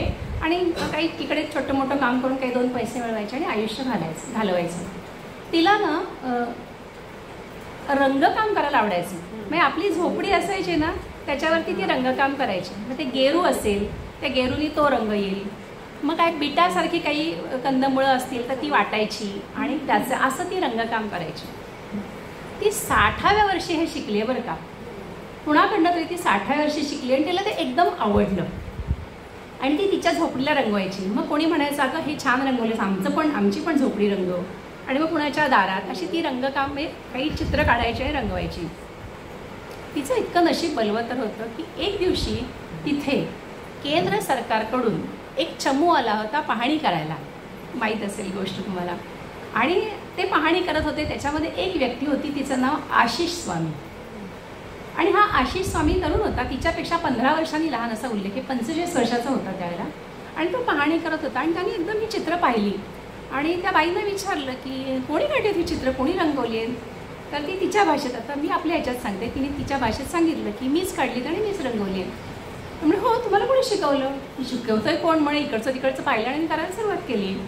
आणि थोडं फार सुंदर आहे, तुमच्या हातामध्ये बरंच काय काय सांगतो, हातामध्ये तुमच्या कला आहे, तुम्ही खूप मोठे व्हाल. ती म्हणते साहेब लोक अशीच बडबड करतात. तिने काही लक्ष दिले त्याच्याकडे. पण तो पुन्हा आला तिथे आणि म्हणाला की ताई तुम्ही माझ्याबरोबर याल का? आपण या राजधानीत जाऊ, मध्य प्रदेशची राजधानी कुठे आहे तिथे आपण जाऊ, इंदोरला, मोठ्या मोठ्या शहरांमध्ये जाऊ, आपण तुमचे चित्र त्यांना तिथे बघायला सांगू. कुठलं काय म्हणे, 2 वेळा खायची मारा आहे, कुठलं राजधानी आहे, कुठलं काय, जावा तुम्ही, असं ती म्हणते. पण तो चिवटपणे दुसऱ्या दिवशी पण येतो आणि तो म्हणतो की मी तुम्हाला माझ्या खर्चाने नेतो, 15 दिवस इथे तुम्ही राहा आणि मग 15 दिवसांनी मी तुम्हाला पोचवायला इथे येईल. आणि त्या गावातल्या लोकांना तो बोलावून सांगतो की ह्या बाईंच्या हातामध्ये कला आहे, मी त्यांना घेऊन जाईन आणि मी त्यांना घेऊन येईन. गावातले बुजुर्ग लोक म्हणतात की हा सरकारतर्फे आलेला आहे आणि माहितीच आहे सगळं, त्यामुळे तुम्ही त्यांना घेऊन जा. आणि आशिष स्वामी तिला घेऊन जातात शहरामध्ये. तिच्या कलेवर सगळे इतके खुश होतात की तिला ते एक मोठं दालन देतात आणि सगळं देतात, कागद काय, वेगळे वेगळे कॅनव्हास, वेगवेगळे ज्यांना चित्रकलेची आवड आहे त्यांना माहीत असेल, यात बऱ्याच वेगवेगळ्या प्रकारचे रंग लागतात, ब्रश लागतात आणि हे सगळं खूप महाग आहे. हे सगळं तो तिला प्रोव्हाइड करतो आणि त्या दालनामध्ये चित्र काढायला सांगतात. ती इतकी खुश होते की इथे लहान बाळाला खेळणं मिळाल्यावर कसं खुश व्हावं ना, एकदम खुश होते. आणि खूप ती वेगवेगळ्या ठिकाणी असे दिवसभर कष्ट करून खूप अशी चित्र काढते आणि इतकी सुंदर रंगवते ना की त्या आशिष स्वामीचा विश्वास, कोणाचाच विश्वास बसत नाही की हे या बाईने काढले. आणि मग काय, एकदा अशी चांगल्या तुमच्या कलाकृतीला लोकांनी वाहवा केली की तुमची प्रसिद्धी होते. मग तिची प्रसिद्धी तिकडे झाली, मग तिला दुसऱ्या राज्यातनं बोलवणं यायला लागलं, तिला त्याचे चांगले पैसे मिळायला लागले, येण्या जाण्याचा खर्च सगळं. कलेला आपण देतोच ना सन्मान. आणि असं तिचं नाव इतकं जगभर, देशभर झालं की 3 वर्षापूर्वी तिला पद्मश्री अवॉर्ड मिळालं. 60व्या वर्षी या बाईंनी सुरुवात केली, तिला 83व्या वर्षी पद्मश्री मिळालं. ते सगळं महाराष्ट्र टाइम्समध्ये आलं होतं आणि तिचा फोटो बघितला ना तुम्ही, अगदी अशी कळतेच, अशी साधी बाई, पण तिच्या हातबोटात कला. फक्त दुर्दैव असतं, फक्त दुर्दैव असतं. 1च वर्ष आधी, ती ज्यावेळेला 82 वर्षाची झालेली आहे तेव्हा आशिष स्वामी खलास झालेले आहेत. इतकं वाईट वाटेल, त्या आशिष स्वामींनी पाहिलं असतं तर काय वाटलं असतं ना त्यांना. आणि नंतर 84 वर्षी ती पण गेलेली आहे, पण 83 वर्षी तिला मिळालं. म्हणजे माणूस कधीही सुरुवात केली तर करू शकतो आणि असा गुरु मिळाला तर त्याचं सोनं होतं. त्याची कथा. नंतर एक कथा म्हणजे छोटंसं आहे हे, मला एक उल्लेख करायचा आहे. संत अग्रदास, माहीत असतील हे पण तुम्हाला. संत अग्रदास हे मथुरेच्या काठी मथुरा किनारी राहायचे. मथुरेमध्ये त्यांचा आश्रम आहे आणि नदीच्या किनारी राहत आहेत. आणि रोज सकाळी जायचं नदीवरती, सगळं काय आपलं आटपून अर्घ्य द्यायचं, संध्यावंदन वगैरे करायची अशी पद्धत. एक दिवशी अग्रदास चाललेले असताना त्यांना एक अंध कोणीतरी माणूस काहीतरी भीक मागतो, भिक्षा मागतो. भीकच आहे ती, भिक्षा कसली मागतोय असं दिसलं. पण त्यांना एकदम वाईट वाटलं. असा 8-10 वर्षाचा मुलगा आहे आणि अंध आहे आणि असं मागतोय काहीतरी, द्या मला काहीतरी खायला द्या वगैरे. आणि एकदम ते म्हणतात, बाळ कोण रे तू, कुठला आहेस आणि असं मागतोयस, म्हणजे घरी काहीतरी समस्या असणार, कोण आहेस तू. तो भयंकर भडकतो मुलगा. तो म्हणतो, रोज मला हा प्रश्न 10 जण विचारतात, काय फायदा, तुम्ही माझं काही भलं करताय का. नाही ना, मग तुम्हाला हे विचारायचा हक्क नाही आहे. मला तुम्हाला काही द्यायचं असेल तर द्या, माझ्याशी अजिबात बोलू नका. असा तो भडकला एकदम मुलगा. अग्रदासांना वाटलं काहीतरी वेगळं आहे. अग्रदास म्हणतात, बाळा तू काळजी करू नकोस, कोण आहेस मला सांगशील का. आता तो इतकं बोलल्यानंतरही ते काही त्याला उद्धट बोलले नाहीत, म्हणून त्याला वाटलं काहीतरी वेगळं आहे हाही माणूस. तो म्हणतो, मी सांगू तुम्हाला, मी एका वेश्येचा मुलगा आहे. माझा बाप कोण हे मला तर माहितीच नाही, तिलाही माहीत नाही. तिने हेच काम केलं आयुष्यभर आणि एक दिवशी ती मरून गेली आणि मला जन्म झाल्यानंतर एका झाडाखाली टाकून गेली. काय सांगू मी तुम्हाला अजून. अक्कदास म्हणतात, बाळा माझ्याकडे येशील तू. त्याला जवळ घेतात, त्याच्या डोळ्यांवरनं हात फिरवतात, त्याला पहिल्यासारखी उत्तम दृष्टी येते. येशील माझ्याकडे, आता दृष्टीचं दान दिलं आहे हो. लगेच तो त्यांच्याबरोबर येतो आणि मग तो त्यांच्या इतर शिष्यांबरोबर राहतो, खूप कामं करतो मन लावून, कारण त्याला आयुष्य दिलेलं आहे ना यांनी, म्हणजे ज्याची त्यांनी कधी अपेक्षाच केली नाही ते आयुष्य त्याला मिळालेलं आहे. खूप कामं करतो, झाड लोट करा, गुरुपत्नींना स्वयंपाकामध्ये मदत करा, वाडा, सगळं सगळं सगळं. बाकीची मुलं थोडीफार तरी मजा करत असेल, एन्जॉय करत असेल, कधीही नाही. हा त्या गोष्टीचं पूर्ण स्मरण करतो. आणि तो काय करायचा, अग्रदासांचं दैवत होतं प्रभू श्रीराम. तर श्रीरामांची जेव्हा ते पूजा करायचे ना तेव्हा हा बाजूला बसायचा. अग्रदासांचं वैशिष्ट्य होतं की ते मानस पूजा करायचे. आपण नेहमी करतो ती साधी पूजा. मानस पूजामध्ये डोळे मिटायचे आणि मनामध्ये कल्पना करायची की प्रभू रामचंद्र आहेत, त्यांच्यावर मी काल वाहिलेल्या फुलांचं निर्माल्य काढतोय, बाजूला ठेवतोय, मग एक एक मूर्ती मी तबकात ठेवतोय, त्यांना आंघोळ घालतोय, मग मी त्यांना छान अशा वस्त्रांनी पुसतोय, त्यांना काय हळद कुंकू लावतोय, फुलं, हे सगळं मनात करायचं. हे भयंकर कठीण आहे, आपल्याला माहिती आहे, कारण मनात मी खात्रीने सांगते आत्तापर्यंत इथे जेवढ्या तुम्ही बसल्यात ना निम्म्यांच्या मनात असेल की बाई कधी संपवणार कोणास ठाऊक, किंवा येताना चहा घेतला नाही, 6:30ला गेला तर चहा घ्यायला पाहिजे, अनेक विचार. आपलं मन एका क्षणात आपल्या स्वयंपाकघरात असतं आणि दुसरं तिकडे गाझापट्टीमध्ये इस्रायलनी काय मारलं असेल, ते मेले असेल का त्याचा विचार करतं, मेक्सिकोत पुरात काय, आपलं मन वाटेल ते विचार. खरं या मनाच्या वेगावरती नियंत्रण मिळवता आलं ना तर केवढी प्रगती करता येईल आपल्या जगाला, सगळी कामं होऊन जातील मनात. आज संध्याकाळी भात आणि तुरीची आमटी टोमॅटो घातलेली झाली, असं पाहिजे व्हायला. खरं बघू कधीतरी शोध लागतील. मुद्दा असा की मन हे असं त्रिखंडात हिंडत असतं, परंतु त्या मनावर काबू घेऊन, त्या मनाला काबूत ठेवून अग्रदास ही पूजा करायची. आणि एक दिवस ते अशीच पूजा करतायत आणि मनामध्ये त्यांनी त्या भगवंताचं सगळं केलं आहे, प्रभू रामचंद्रांचं, आणि मनातल्या मनात ते त्या श्रीरामाला किरीट ठेवत आहेत. किरीट म्हणजे मुकुट, तो मुकुट ठेवत आहेत. तो मुकुट त्यांनी मनातल्या मनात भगवंताला ठेवला, भगवंताच्या डोक्यावर ठेवला, शिरावर मस्त की ठेवला. आणि आता ते कौस्तुभ मण्यांची माळ त्याच्या गळ्यात घालतायत, तर ती जात नाही आहे, कारण तो मुकुट एवढा आहे ना आणि माळ एवढीशी आहे, माळ कशी जाईल. सगळं मनातल्या मनात चाललं आहे. ते असं असं करतायत, असं असं करतायत, मनातलं असं असं करतायत, मग परत तो किरीट काढतायत, परत ठेवतायत, परत ती माळ घालतायत. असं 5-10 मिनटं चाललेलं आहे, त्या किरीटातनं माळ जात नाही आहे. बाजूला बसलेला आहे हा शिष्य, तो म्हणतो गुरुजी आधी किरीट नका घालू, आधी माळ घाला, मग किरीट घाला. ते म्हणतात खरंच की मला कळलंच नाही. मग ते किरीट बाजूला ठेवतात, मनातल्या मनात ती कौस्तुभ मण्यांची माळ घालतात आणि तो किरीट घालतात. मग काय त्यांचं स्तोत्र म्हणतात, पूजा संपते. थोड्याने डोळे उघडतात आणि म्हणतात कोणी सांगितलं रे मला हे आधी माळ घाला म्हणून. ते पिल्लू बाजूला बसलेलं आहे, ते म्हणतात गुरुजी मी सांगितलं तुम्हाला. कसं सांगितलंस पण. गुरुजी तुम्ही रोज पूजा करताना मानस पूजा, ती पूजा मी रोज बघतो. काय ताकद असेल बघा. आणि हा मुलगा खूप शिकतो. नंतर हा मुलगा पुढे कोण होतो माहिती, संत नाभाजी म्हणून प्रसिद्ध होतो. या संत नाभाजींनी लिहिलेला ग्रंथमाळ नावाचा अत्यंत सुंदर ग्रंथ आहे, ज्याच्यामध्ये अनेक संतांचं वर्णन आहे, पण ते मूळ संस्कृतमध्ये ते आपल्याला कळत नाही. म्हणून महिपती ताराबादकर यांनी याच्यावरती एक ग्रंथ लिहिलेला आहे, भक्तविजय नावाचा. आपल्यातल्या बऱ्याच जणींनी तो अतिशय सुंदर आहे आणि त्याच्यामध्ये सगळ्या संतांची माहिती आहे. मला याची का माहिती झाली, मला गजानन महाराजांच्या प्रकटीने बोलायचं होतं, तर मी एक दोघींना सांगितलं होतं तुम्हाला माहिती मिळाली तर त्यांनी ताराबादकरांचंही आणलं होतं. आणि म्हटलं कोण असतील हे कुणास ठाऊक. आणि आता हे परवा अभ्यास करताना ती लिंक लागली मला की असे ते ताराबादकर काय असतील ना. गुरूंची मानसपूजा यांना कळली, त्यांच्याही चरणी वंदन करूया. त्याच्यानंतर पुढे आणखीन एक छान आहे कथा आरुणीची. यातल्या कथा तुम्हाला माहिती असतील, पण पुन्हा प्रत्यय म्हणून ऐका. ऋषींचं नाव आहे धौम्य ऋषी, पांडवांचे ऋषी आहेत. आणि आपल्याला माहिती आहे की अनेक शिष्यांमध्ये आरुणी शिष्य त्यांचा अगदी लाडका असतो, सगळे त्याचा हेवा करत असतात. आणि मग गुरुजी एकदा ठरवतात की या मुलांना कळलंच पाहिजे की आरुणीचं वैशिष्ट्य काय आहे. एक दिवशी सगळ्यांना घेऊन शेतामध्ये जातात आणि शेतामधल्या काही गोष्टी शिकवतात, कसं पेरायचं असतं, वाफे कसे करायचे, पाणी कसं जातं, किंवा ती भाताची नाही का छोटी छोटी रोपं आधी येतात, मग ती वेगळी वेगळी लावायला लागतात, हे सगळं ते शिकवत असतात. आणि एवढ्यात जोराचं वादळ येतं, वारा येतो आणि हळूहळू आभाळात काळे ढग येतात आणि भरा पाऊस यायला सुरुवात होते. आणि गुरुजी सांगतात सगळ्यांना, मुलांनो पटकन काळजी घ्या आणि तो बांध आहे ना तो जरा मोठा करा.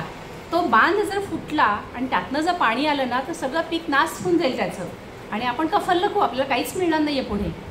तर ती सगळी पटापटा त्यातली 2 मुलं पुढे जातात, पण पाऊस जोरात यायला लागतो. ती मुलं भिजतात, ते परत येतात. गुरुजी अहो आम्ही तिथे गेलो तर सगळं भिजून जाऊ. मग ते म्हणतात की पुढच्या दोघांनी जा. ते शिष्य जातात, ते परत येतात. अहो गुरुजी सगळा चिखल झाला आहे पायाला आणि आता इतका पाऊस सुरू होतो की आता उभं राहणं शक्य नाही. विजा कडकडायला लागलेल्या आहेत आणि भराभर शेतामध्ये पाणी वाहायला लागलेलं आहे. भराभरा गुरुजी सगळ्या मुलांना घेऊन घरी येतात. त्यांची काय आश्रम असेल तिथे येतात. सगळी मुलं चिंब भिजली आहेत, त्यांना पटापटा सांगतात काय स्नान करा आणि कोरडे कपडे घालायला देतात. गुरुपत्नी म्हणते मी छान पेज बनवली आहे, ती देते आता तुम्हाला तांदळाची, लाल तांदळाची गरम पेज. खूप छान लागते, तूप मीठ घातलं की आपल्यालाही छान वाटते. आपण लहानपणी कधीतरी आजीच्या घरी खाल्लं असेल, ही पेज खाल्ली असेल. माझ्या तर अजूनही ओठावरती चव आहे. पन्हाळ्याला माझं आजोळ, आम्ही 15-16 नातवंड असायचो. तर त्या सगळ्यांना लाईनीत बसून सकाळी पेज, हे उपमान पोहेची भानगडी नव्हत्या, पैसे पण नसायचे आणि त्या पेजेचा कधी रागही नसायचा आणि ती रोज पेज. आम्हाला उपमा 15 दिवसांनी तरी परत उपमा असं वाटतं, पण ते रोज खाल्लेलं आहे. त्याची चव अगदी अजूनही ओठावर आहे. कदाचित त्यात माझ्या आजीचं प्रेमही असेल म्हणून असेल. अशी पेज ती गुरुमाऊली सगळ्यांना प्यायला देते. आणि एकदम लक्षात आलं गुरुजींच्या, अरे आरुणी कुठं आहे, आरुणी दिसतच नाही आहे. मग ती मुलं म्हणतात की गुरुजी आरुणी बहुतेक आलाच नाही आहे परत. मग ते पेज वगैरे यांचं आलं तर ते सगळेजणं परत त्या शेतात जातात. आता खूप उशीर झालेला आहे, म्हणजे जवळजवळ रात्र व्हायला आलेली आहे. सगळीकडे आता पाऊस थांबलेला आहे, पण खूप पाणी साठलं आहे, चिखल झालं आहे, पचक असं होतं ना, तसं सगळीकडे झालं आहे.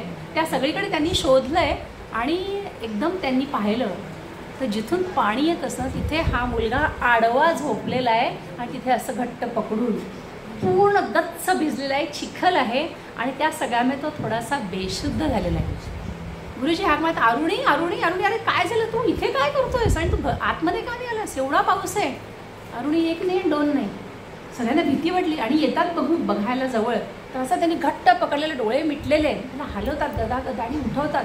आता त्याला अशी जाग येते, अरुणी तू काय करतोस इथे.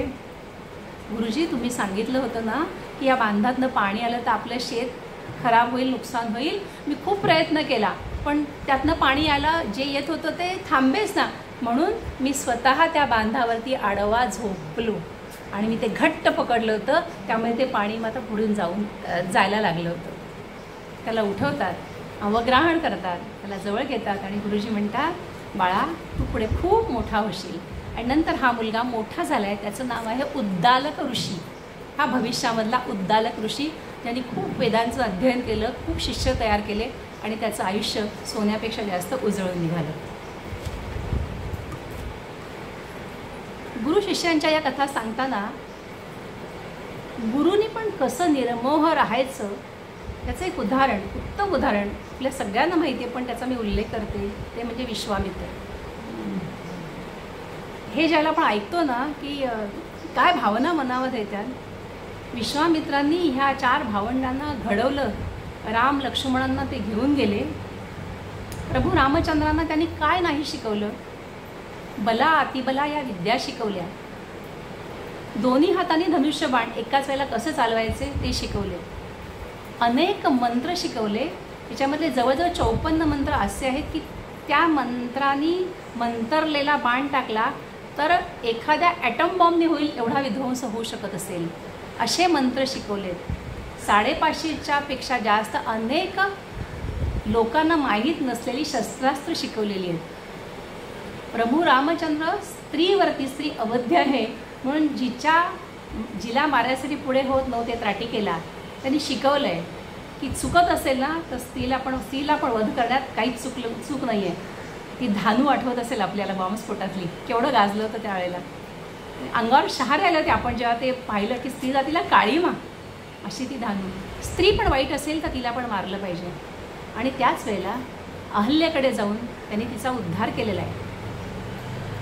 शिळेवरच पडलेली जी ती होती तिला त्यांनी तिच्या पदांना प्रभू रामचंद्रांनी स्पर्श केलेला आहे आणि अहल्येचा जीर्णोद्धार झालेला आहे. करुणा कशी असते ही त्यांच्या मनात निर्माण केलेली आहे. आणि एवढं झाल्यानंतर तिकडे जनकाकडे गेलेत मिथिलेला. सगळ्या राजांनी ते धनुष्य उचलून पाहिले, आधी भस्कन नाही केले, माझ्या शिष्याला पुढे, मी पुढे, नाही, सगळ्यांना करून दिला प्रयत्न. का तर याचं नाव होणार आहे ना. नाही तर याच्या मागे एक जरी उरला असतं तरी म्हणाला असता ना, तो काय आम्ही पण ते मोडलो असतो, त्यात काय मोठं, आम्हाला नाही दिलं चान्स. नो, सगळ्यांना संधी दिली. इथे रावणपणाला होता अशी पण एक कथा आहे. या सगळ्यांना ते करायला दिलं आणि कोणालाही जमत नाही म्हटल्यानंतर मग प्रभू रामचंद्रांना पुढे केले. एका दिवसामध्ये प्रभू रामचंद्राला हिरो केलेलं आहे. सगळ्या त्रिखंडामध्ये प्रभू रामचंद्रांचं नाम झालं आहे. आणि हे करून आता त्या सगळ्या दोघांना त्यांनी सम्राट दशरथाच्या सुपूर्द केलेलं आहे. आणि विश्वामित्र म्हणतायत की मी आता निघालो. दशरथाच्या डोळ्यातनं अश्रू घळाघळा रडतायत. दशरथ त्यांच्या पायावर कोसळतोय, गुरु हे मुने जाऊ नका तुम्ही. तो दिवस विश्वामित्र म्हणतात आठवा, जेव्हा मी ज्येष्ठ तुझा पुत्र मला देई दशरथा, आणि दशरथ पुत्र द्यायला तयार नाही आहे. सगळं म्हणतो मी येईन, माझी चतुर्भुज सेना येईन, माझा राम छोटासा आहे, माझ्या रामाला काही कळत नाही. सगळं रडलेलं आहे दशरथ. पण वसिष्ठांनी सांगितल्याप्रमाणे दशरथाला घेऊन गेलेले आहेत विश्वामित्र. आणि आज विश्वामित्र निघाले, म्हणतात राजा मी अजून मोहात अडकणं योग्य नाही आहे. राजोपभोग आणि इथल्या सुखसंपत्तीची मला सवय लागणं माझ्या दृष्टीने इष्ट नाही. मी ज्या कामासाठी रामाला नेलं होतं ते माझं काम झालं आहे, मी येतो. एका क्षणाचा मोह नाही, एका पैशाचा मोह नाही. आणि प्रभू रामचंद्र म्हणताय गुरु तुम्हाला मी दक्षिणा काय द्यायची. आणि विश्वामित्र सांगताय राजा रामा जे मी तुला शिकवलं ना तसा तू वागून दाखव, हीच माझ्यासाठी गुरुदक्षिणा आहे. काय गुरुदक्षिणा देण्यात कमी झालं असं, म्हणतील ती गोष्ट हजर केली असती, पण नाही, मागितली नाही आणि निरोप घेतलाय. आणि त्या क्षणी तिथून विश्वामित्र खाड खाड खाड पावलं वाजवत निघून गेलेले आहेत. आणि नंतर आयुष्यात कधी परत आले नाहीत. अख्ख्या रामायणात नंतर एका कणाने त्यांचा उल्लेख नाही आहे. प्रभू रामचंद्रांचा डंका त्रिखंडात गाजतोय तेव्हा आले नाहीत सांगायला मीच याला शिकवलं, हे माझ्यामुळेच आहे, माझा बोर्डोला यांचे शिष्य पहिला नंबर. नो, माझा संबंधच नाही. माझं कार्य मी केलं. आणि प्रभू रामचंद्र जे अद्वितीय योद्धा आहेत त्यांनी त्यांचं कर्तृत्व सिद्ध केलं. नो, विश्वामित्र परत आलेले नाही आहेत. हे ज्यावेळेला मी ऐकलं ना तेव्हा लक्षात आलं खरंच की इतकं मोठं केल्यानंतर पुन्हा तेच, मी एखादीला लाडू शिकवला आणि तिचा लाडू चांगला झाला की माझं नाव आलंच पाहिजे. अरुणामुळे हा लाडू आला, त्याच्याशिवाय ते कुठून तरी माझं नाव तिथे यायला पाहिजे. स्वभाव, माणसाचा स्वभाव. पण नाही, निघून गेले आणि आयुष्यात परत कधी आले नाहीत. समर्थांचं पण असंच आहे.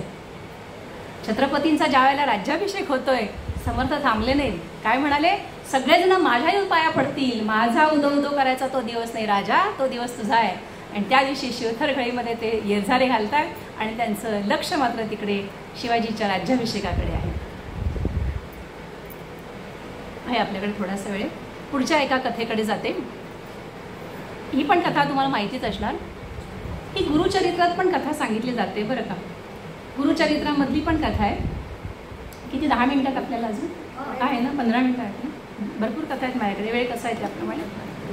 ही खूप छान कथा मला आवडते. परत ही माहितीच असणार नाही, घसा नाही सुकलेला म्हणून त्याची व्यवस्था केली.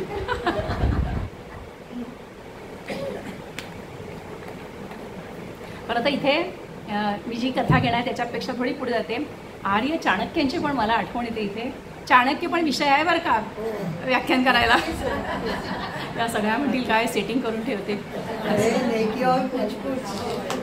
काय चाणक्यांचं आयुष्य आहे, काय ती शेंडीला गाठ बांधलेली आहे ना. आणि त्या नंदराजाने त्यांचा अपमान केला आहे. असा तो ब्राह्मणे प्रचंड ज्ञान असलेला, आणि त्याचे वडील ते काय प्रचंड वेदविद्या पारंगत आहेत.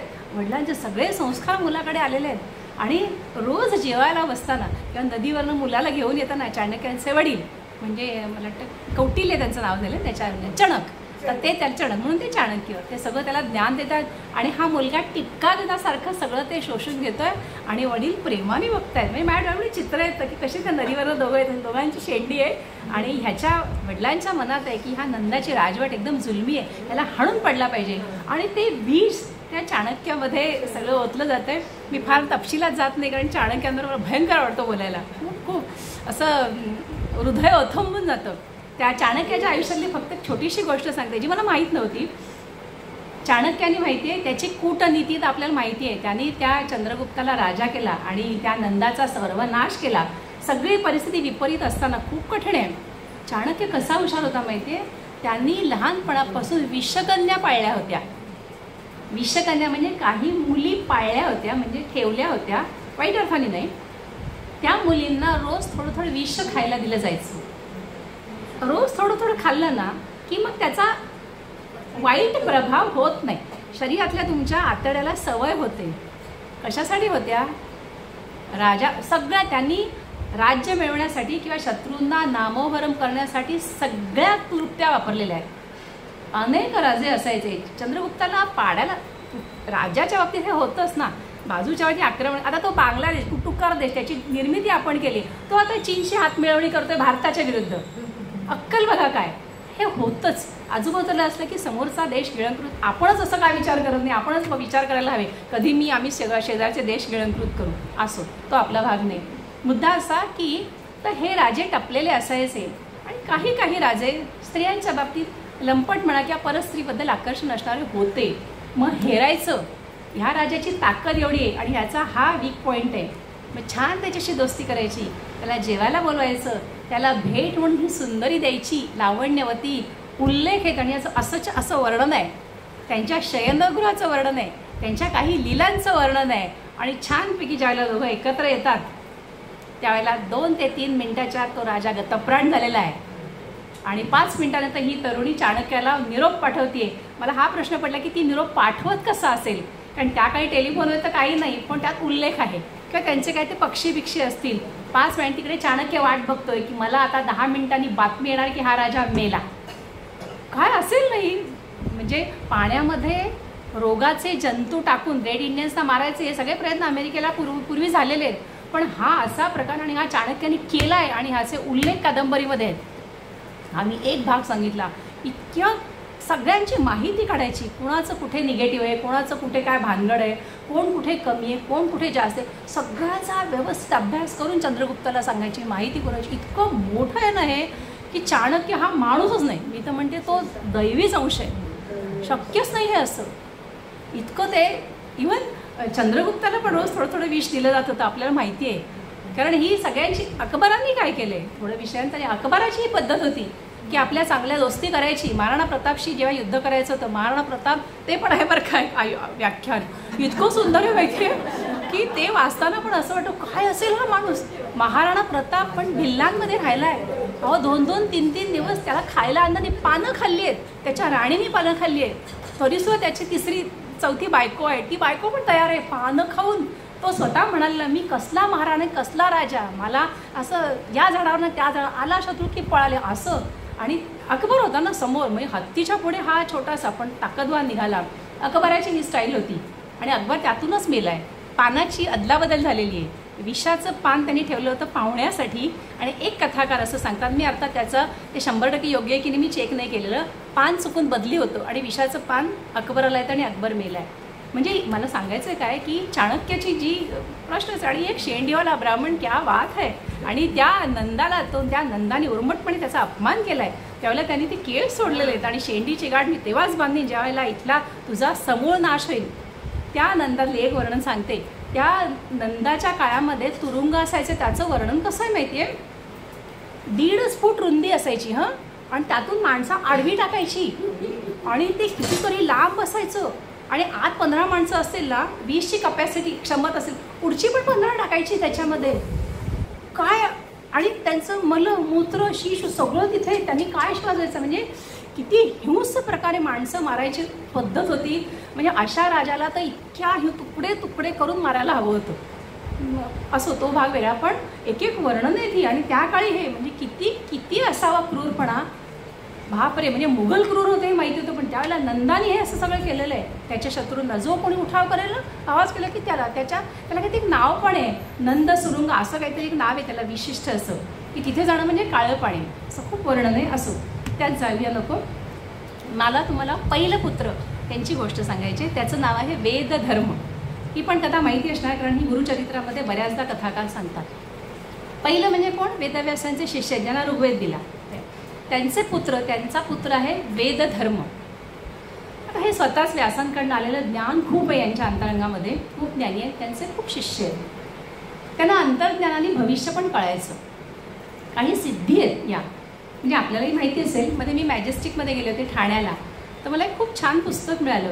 तर त्याच्यामध्ये त्यांनी दिलं आहे बरं का, की काय काय केल्यामुळे कुठल्या कुठल्या शक्ती जागृत होतात. म्हणजे कुंडलिनी शक्ती कशी जागृत, आपण म्हणू ना ते जगन्नाथ कुंटे वगैरे त्यांची ती व्हायची, आणि अशी माणसं आहेत जगात. किंवा काही काहींना एका आफळेबुवांच्या एका कीर्तनातनं ऐकलं होतं कुठेतरी, ती एक स्त्री जी यायची ना, तिला मागे 7-8 अशी माणसं दिसायची मुंडकं नसलेली, आणि मग तिला ते विचारायचे की तुला काय दिसतं, मग ती सांगायची, मग त्याचा काहीतरी अर्थ असायचा. असं म्हणजे ही पण विद्या आहे, तिला ती प्राप्त झाली होती. जसं एखाद्या 3-4 वर्षाच्या मुलाला तबला किंवा पेटी उत्कृष्ट येते बघा, तिचे पाय नाही पुरत, तर आपण काय म्हणतो मागच्या जन्मीचं घेऊन आलं, तर अशा मागच्या जन्मीच्या विद्या घेऊन येणारे आहेत. म्हणजे आपण त्यात हो का नाही, खरं खोटं म्हणायला नको जायला, पण हे असं आहे. तर ते थोडक्यात मला सांगायचं काय की वेदधर्म जे होते ना, ते वेदधर्म या सगळ्यामध्ये पारंगत होते. आणि मी कॉफी थोडं नंतर वाटा, ते वाटणार आहेत का आत्ता, थोडं थांबावं, मग ते सगळे डिस्टर्ब होईल. हां अच्छा ओके. नाहीतर मी उगीच आशा निर्माण केली का, नाही तर असं माणूस आहे, आशा निर्माण होणं हे माणसाचा स्वभाव आहे, काळजी करू नका. असं माझ्याकडेच बघा असो. अच्छा अच्छा अच्छा म्हटलं तर ते वाटायला सुरुवात केली की गेलं पहिलं पुत्र. त्यामुळे त्या पहिल्या पुत्रांकडे तुम्ही लक्ष द्यावं यासाठी, बाकी काही नाही, विनोद सोडून देऊ. तर हा पहिला पुत्र जो आहे याचं नाव वेदधर्म, हा खूप हुशार असतो आणि त्याला भविष्यातलं कळतं की त्याला 10-1 वर्षांनी कुष्ठरोग होणारे, ओला कुष्ठ होणारे. आणि तो सगळ्या शिष्यांना जमवतो आणि सांगतो की मुलांना तुम्ही आतापर्यंत मी जे जे काही शिकवलं ते छान शिकलेलं आहात, पण 10 वर्षांनी माझी अशी स्थिती होणार आहे हे मला आजच दिसतंय, मला ओला कुष्ठ होणार आहे. तर मी असा विचार करतो की मी आताच काशीला जातो, जे काही मरण यावं काशीला, आपला हिंदू धर्म मानतो, नित्य वदावे काशीस जावे. तर तुमच्यापैकी कोणी जर आला माझ्याबरोबर, जर तुम्हाला सेवा करायची असेल तर, म्हणजे याच तुम्ही असं नाही, कोणाला यायचं असेल तर या. शिष्य म्हणाले अहो त्याच्यामध्ये काय, आम्ही येतो ना 3-4 जणं. तर की नाही असं नाही, सगळ्यांचं तू जो येईल त्याचं आयुष्य धोक्यात आहे ना, कारण कुष्ठ होऊ शकतो, एकाने कोणीतरी या. त्यांचा एक शिष्य असतो, तो शिष्य म्हणतो गुरुजी असं करा ना, तुमच्या विद्येने तुम्हाला जो कुष्ठ होणार आहे ना तो मला द्या, मी मरीन, मी ते सहन करीन, म्हणजे तुम्ही इतरांना सगळ्यांना शिकवाल, असं होईल.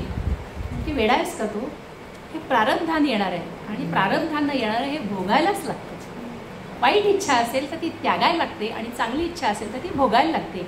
प्रारब्ध प्रत्येकाचं ठरलेलं आहे, त्यामुळे तसं काही करायचं नाही. पण तो म्हणतो ठीक आहे मी येतो तुमच्याबरोबर. आणि त्याप्रमाणे हे 2 जण काशीला आलेले. 3-4 वर्ष छान जातात, तो गुरूंची सेवा करतोय. नाही 3-4 वर्ष नाही, म्हणजे 3-4 महिन्यामध्येच त्या कुष्ठाची लक्षणं त्याला दिसायला लागतात. त्यांनी काय 10 वर्ष म्हटलं असेल, की 2-3 महिन्याचं असेल. आणि हळूहळू त्यांचे हात पायाची बोटं झडायला लागतात, त्यांच्या अंगावर जखमा व्हायला लागतात, जखमेमध्ये हिरवा हू यायला लागतो, त्याच्यामध्ये अळ्या व्हायला लागतात. आणि एक वेळी दुसऱ्या वेळेला लगेचच आपल्याला माहिती येते त्यातनं एकातनं एक. आणि त्यांचं सगळं जे काय अंथरूण असेल, पांघरूण असेल, त्याच्यावरती ते सगळं लागायचं. आणि हा शिष्य आहे ना, हा त्यांची सेवा करायचा, छान त्यांना पुसायचा, पाण्याने पुसायचा, ते कपडे नदीवर जायचे, कपडे ते सगळे धुवायचे आणि परत यायचं. परत येईपर्यंत परत काहीतरी झालेलं असायचं. आता हळूहळू त्यांची हालचाल पण होत नाही आहे, सगळं जागेवरच. बरं याला भिक्षा पण मागायची, जेवायला तर पाहिजे ना, शरीर इतकं वाईट असतं ना की त्याला खूप त्रास असेल तरी पोट मागतं, जेवण मागतंच. मला खूप आश्चर्य वाटतं, काय भगवंताची लीला आहे ना, कितीही दुखत असेल, म्हणजे काही वेळा अपवाद सोडून, पण हे लागतंच, आणि 2 वेळेला लागतं. भगवंताने ते एकदाच ठेवलं असतं तर किती बरं झालं असतं की नाही. हे 4 ते 9 पर्यंत कार्यक्रम करा, काही हरकत नाही. ते धडपड जायला लागतं ना 8 वाजता घरी, काहीतरी पाहिजे ना रात्री. असं खूपदा सांगितलं की भगवंत ऐकतो, कदाचित पुढल्या जन्मी एकदा जेवायचं ठेवेल असं. तर मग भिक्षा मागायची, आणि मग जे कोणी काय देईल बरं पटकन यायचं घरी ना, तासभर गेलाय फिरत असं नाही ना, जे काय पटकन मिळेल, काय शिधाळ मिळेल तो शिजवायचा, आपल्या गुरूंना खायला द्यायचा. बरं ते काही धड खातील न खातील, त्यांना काय आवडेल न चालेल, असं ते सगळं खूप कठीण आयुष्य त्याचं चाललेलं आहे. पण मुलगा कंटाळत नाही आहे, कधीही चेहऱ्यावर नाराजी नाही आहे. तुम्ही इथे आलो, चांगला तिथेच राहिलो असतं तर बरं झालं असतं, पिढा नुसती नाही, कधीच नाही, शब्दात नाही आणि मनात नाही. बघा अनेकदा आपण बोलतो गोड, पण आपल्या मनामध्ये तो गोड भाव असतोच असं नाही. पण ह्या मुलाच्या बाबतीत तसं नाही आहे. खूप सेवा करतो, खूप जमतो. अहो तो त्या 24 तास इतका व्यग्र असायचा ना की त्या काशी विश्वेश्वराच्या दर्शनाला पण त्याला जायला मिळालेलं नाही. आता जवळजवळ 10 वर्ष येत आहेत, ते गुरुजींचं सगळं वाढलेलं आहे.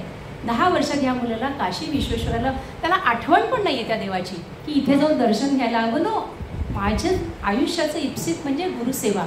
आणि यात मला मरण आलं तरी ठीक आहे, इट्स ओके. भगवंताची इच्छा ते आहे ना. रामानंद तीर्थ म्हणायचे, राजी है हम उसमें जिसमें उसकी रजा है. या तो ये भी वाहवा या तो वो भी वाहवा. जे काही पदरात पडलं आहे ना ते मानलं. जवळजवळ अशी 10 वर्ष जातात आणि असाच तो मुलगा एक दिवशी त्या नदीवरती त्यांचे कपडे धुवायला गेलेला आहे आणि वरती भगवान शंकर हे सगळं बघत आहेत.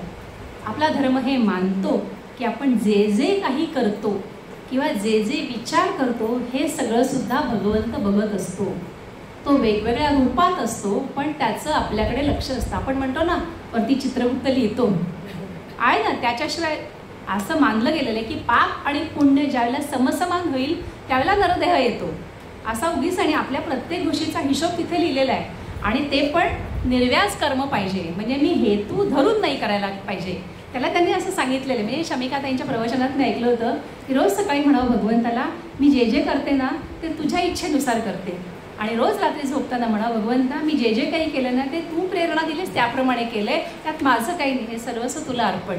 असं केलं तर आपण त्यातनं थोडेसे सुटतो असा आपला धर्म मानतो. मुद्दा असा की हे सगळं बघणारा भगवान शंकर हे सगळं बघतात, काशी विश्वेश्वर आहेत ते. आणि एक दिवशी हा मुलगा कपडे धुत असताना ते प्रकट होतात आणि हा मुलगा कपडे आता ते पिळून घेऊन पळणार एवढ्यात बघतात आता स्वतः भगवान शंकर उपस्थित आहेत. तो दचकतो आणि एकदम लगेच नमस्कार करतो, पाया बिया पडतो. आता हे शंकर तिथे उपस्थित झाले का, दर्शन दिलं का, या कामध्ये आपण जायचं नाही, आपण विश्वास ठेवायचा. समर्थ म्हणतात, माऊली म्हणतात, एकनाथ महाराज म्हणतात, त्यामुळे हे सगळं आहे, या कामध्ये आपण जायचं नाही. कामध्ये शिरलो ना की त्याला वेगळेच अर्थ लागतात, त्यामुळे तिथे आपण नाही जायचं. झाले ते प्रकटले तिथे. त्या मुलाला म्हणतात, बाळा मी तुझ्यावर प्रसन्न आहे, तुला काय पाहिजे सांग. तर ते भगवान शंकर तो ओळखतोस, विचारायची गरजच नाही. म्हणतो देवा देवा तुम्ही आलात, थांबा मग 2 मिनटं, मी पटकन माझ्या गुरुजींना विचारून येतो. ह्याच्या मनात येतं की माझ्या गुरुजींचा कुष्ठ भगवान आहेत ना, ते कुष्ठ नाहीच करून टाकते. किती छान, माझे गुरुजी परत होतील पहिल्यासारखे, पण त्याने विचारायला हवे. ते चिडायचे. ते कथाकार गमतीत म्हणायचे, म्हणतात म्हातारं भडकायचं म्हणे. खूप आवडले, आपल्याला जोडणार आहे ना. तर थांबा थांबा देवा मी पटकन जाऊन येतो. बरं धावत धावत धावत येतो आणि वेदधर्मानं म्हणतो, गुरुजी गुरुजी भगवान शंकर साक्षात प्रकट झालेले आहेत. आता यात त्यांना आश्चर्य वाटलं नाही, कारण ते स्वतः गुरुतत्व म्हणजे आपण परब्रह्मच आहेत ना. ते म्हणतात हो का, मग म्हणे मला असं वाटतं की तुमचा आजारपण किती त्रास होतो ना, तुम्हाला किती दुखतं, तुम्हाला जेवण जात नाही, जेवलेलं उलटून पडतंय, तुमचे सगळे त्रास आहेत ना ते दूर होतील. पण म्हटलं तुम्हाला ते विचारावं, मी भगवंताला सांगू का तुमची तब्येत ठीक करायला. म्हातारा ओळखलं त्याच्यावर, वाटते ते शिवाय द्यायला लागले. ते तुला माझी सेवा करायचा कंटाळा आला आहे का, सांग तू कोण माझ्यासाठी मागणारा, तू काय समजतोस, तुला जर नाही करायचं चालता हो इथून, मी मरीन थे. पण हे असलं मूर्खासारखं बडबडायचं नाही आणि भगवंताकडे माझ्यासाठी मागणार, तू काय शाणाचं बसतोस. बिन पाण्याने केली हो त्याची. तो बिचारा आला धावत, कारण त्याला माहिती आहे भगवंत थांबलेत आणि येतो तो शंकर खरंच उभे आहेत. म्हणतात देवा माझी इच्छा होती माझ्या गुरूंची तब्येत चांगली करावी, पण आमच्या गुरूंना ते नको आहे, ते मला रागावले, मला म्हणाले की प्रारब्ध नसतं बदलायचं आपण असं, तर तुम्ही आलात आणि असं उगीच माझ्यासारख्यांसाठी कशाला प्रकटता. भगवंत म्हणे हसले आणि निघून गेले. याची सेवा चालू आहे. गुरूंचा आजार आणखीन वाढला, आता अंगातनं रक्तबिक्त पण पडायला लागलं आहे. म्हणजे किती वाईट होऊ शकेल ते सगळं होतं आहे. आता त्या अळ्यांच्यामुळे भोवती पण चिलटं जमा व्हायला लागली घरामध्ये, खूपच वाईट परिस्थिती आहे. आणि ह्या मुलाची त्या अंगाची आता काळी झालेली आहे, कारण धड खाणं नाही, सतत हे काम आणि मनामध्ये काळजीच ना, फक्त निष्ठा आहे, मात्र ती निष्ठा गेलेली नाही कुठे. काही दिवस जातात आणि म्हणे आभाळामध्ये मीटिंग होते, म्हणजे कैलासावरती मीटिंग होते. कोणाची, ब्रह्मा विष्णू महेश, कॅबिनेट मंत्र्यांची मीटिंग होते म्हणे. काही कामानिमित्त भेटतच असतील ना, एक कुठल्या गावाचा उद्धार करायचा, कोणाला काय शिक्षा द्यायची ठरवतच असतील ना, आणि डिस्कस करत असणार ते स्ट्रॅटेजी. आणि म्हणे त्यांचा महत्त्वाचा मुद्दा झाला की आपण तसं आता आपलं मंडळ हे व्याख्यान संपलं की आपण विचारतो काय ग तू उद्या तिकडे येणार का, की ही तुझी साडी कुठून घेतली, आपल्या होतात की नाही गप्पा या स्वाभाविक आहे. तसंच म्हणे त्यांचा मेन अजेंडा झाला मीटिंगचा आणि मग म्हणे शंकर आणि विष्णू गप्पा मारत बसले. आणि मग विष्णू म्हणतात काय मग देवा काय विशेष. शंकर म्हणतो अहो आहे ना विशेष, त्या मी काशीला गेलो होतो आणि तिथे असं असं मुलगा आहे, ते वेदधर्म जे आहेत ना त्यांची सेवा करणार आहे आणि ते सगळं सांगतात.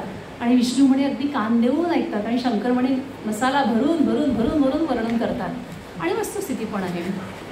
विष्णू म्हणतात हो मला पण जायला पाहिजे, मग कोण आहे हा मुलगा बघायला पाहिजे.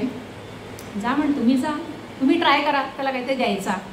म्हणजे भगवंतानी शिष्याला काहीतरी देणं हे भगवंतासाठी चांगलं समजलं आहे. हां तर ते शंकरांना जमलेलं नाही आहे. तर विष्णू म्हणतात आता मी जातो ना, मी विष्णू ना, ब्रह्मा विष्णू महेश आहे ना, जनरेशन ऑपरेशन डिस्ट्रक्शन, त्यामुळे ऑपरेशन करणार आहे, संचलन करणार आहे. काही दिवस जातात आणि पुन्हा एकदा हा मुलगा आलेला आहे कपडे धुवायला आणि वळून बघतो आता स्वतः प्रत्यक्ष भगवान विष्णू.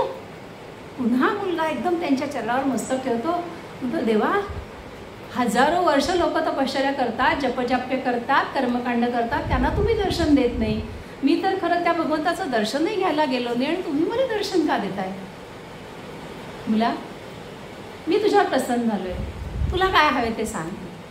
तर म्हणे हेच त्या मागच्या भगवंतांनी पण विचारलं तर त्यांनाही सांगितलं मला काही नको आहे, ज्यांना काही नको आहे त्यांनाच तुम्ही द्यायला येता का हो. मुलगा विचारतो, भगवंत हसतात, बाळा मी खरंच तुझ्यावर प्रसन्न आहे, आम्ही सगळेजण तुझ्यावर खुश आहोत, तुला काय हवं आहे सांगशील का. मनापासून विचारते, मनापासून सांग. आणि हा मुलगा त्यांचे पाय धरतो आणि म्हणतो भगवंता इतके तुम्ही प्रकट झालात ना, मला एकच द्या. काय पाहिजे बाळा तुला. मला गुरुभक्ती गुरुसेवा कशी करायची ते शिकवा. मला गुरुभक्ती गुरुसेवा कशी करायची ते शिकवा, म्हणजे मी त्या गुरुतत्वाच्या दृष्टीने मी लायक ठरेन. भगवान विष्णू त्याला उठवतात आणि म्हणतात फक्त मागं बघ. तो मुलगा वळून मागे बघतो. स्वतः वेदधर्म इथे पूर्णपणे अव्यंग तेजपुंज कांतीने, कुठलाही आजार नाही आणि जसे 25 वर्षापूर्वी तरुण होते अशा तेजपुंज कांतीने झळकत उभे होते. तो वेदधर्माला नमस्कार करतो. वेदधर्म त्याला जवळ घेतात. बाळा केवळ तुझी परीक्षा घ्यायची होती रे, त्या परीक्षेला तू किती उतरलास एवढंच मला हवं होतं. यापुढे जगामध्ये कायम गुरुची सेवा कशी करायची असा विषय जेव्हा येईल ना तेव्हा तुझी कथा सांगितली जाईल.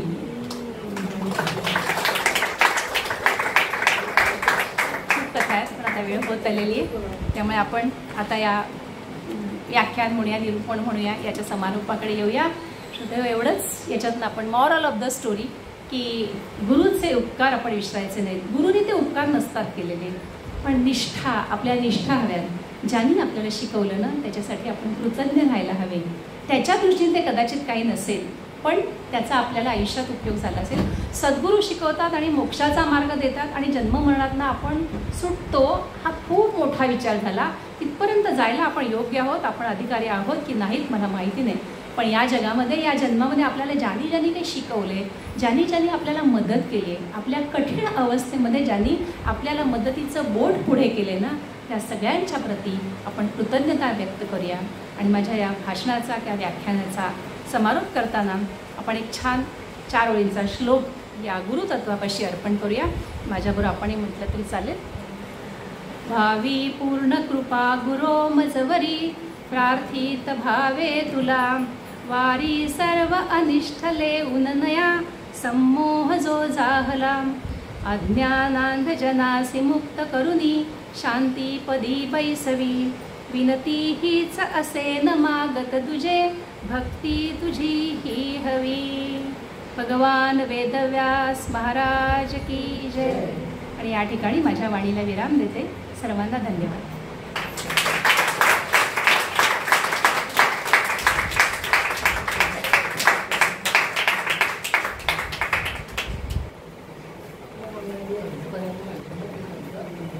ते पण टेप होईल ना, त्या बोलतात ते टेप होईल. होईल आवाज येतो. अरुणा मॅडम तुम्ही एवढं बोलल्यानंतर आता मी काय तुम्ही एवढं बोलल्यानंतर आता मी काय बोलावं हा माझ्यापुढे प्रश्न आहे. तरी पण तुम्ही अनेक कथा सांगितल्या, त्या गुरु शिष्यांची नाती सांगितली, तरीही मी 2 शब्द बोलणार आहे. मला गुरुविषयी काय मांडायचे. नमस्कार मैत्रिणींनो, आज आपण गुरुपौर्णिमा साजरी करतो. भारतीय पंचांगात तुम्ही सांगितले ते सांगते, पण पंचांगामध्ये याचा उल्लेख आहे की महिन्याला काही विशेष दिवस दिलेले आहेत. आषाढातील शुद्ध प्रतिपदा महाकवी कालिदासांची ओळख करून देतो. तर महाराष्ट्राची भाग्य रेषा म्हणजे पंढरीचा पांडुरंग, त्याचं दर्शन घ्यायचा दिवस. या दिवशी खेड्यापाड्यातून वारकरी परब्रह्माचे दर्शन घेण्यासाठी येतात. आणि आषाढ पौर्णिमेला गुरुचे गुरु, सद्गुरू, कुलगुरूंचे कुलगुरू, महर्षींचे महर्षी अशा व्यासांचे स्मरण करण्याचा हा दिवस. त्यांना वंदन करून कृतज्ञता व्यक्त करण्याचा हा दिवस आहे. मी वाचलेल्या सांगते, प्रत्यक्षात माहिती नाही पण व्यासांबद्दल आहे ते. प्रत्येक युगामध्ये ईश्वरी अंश जन्माला येतो. द्वापार युगामध्ये व्यास होते, आजच्या कलियुगामध्ये आद्य शंकराचार्य आहे. तर हे आपल्याला वेळोवेळी त्या ठिकाणी मार्गदर्शन करते. महर्षी व्यासांच्या कर्तृत्व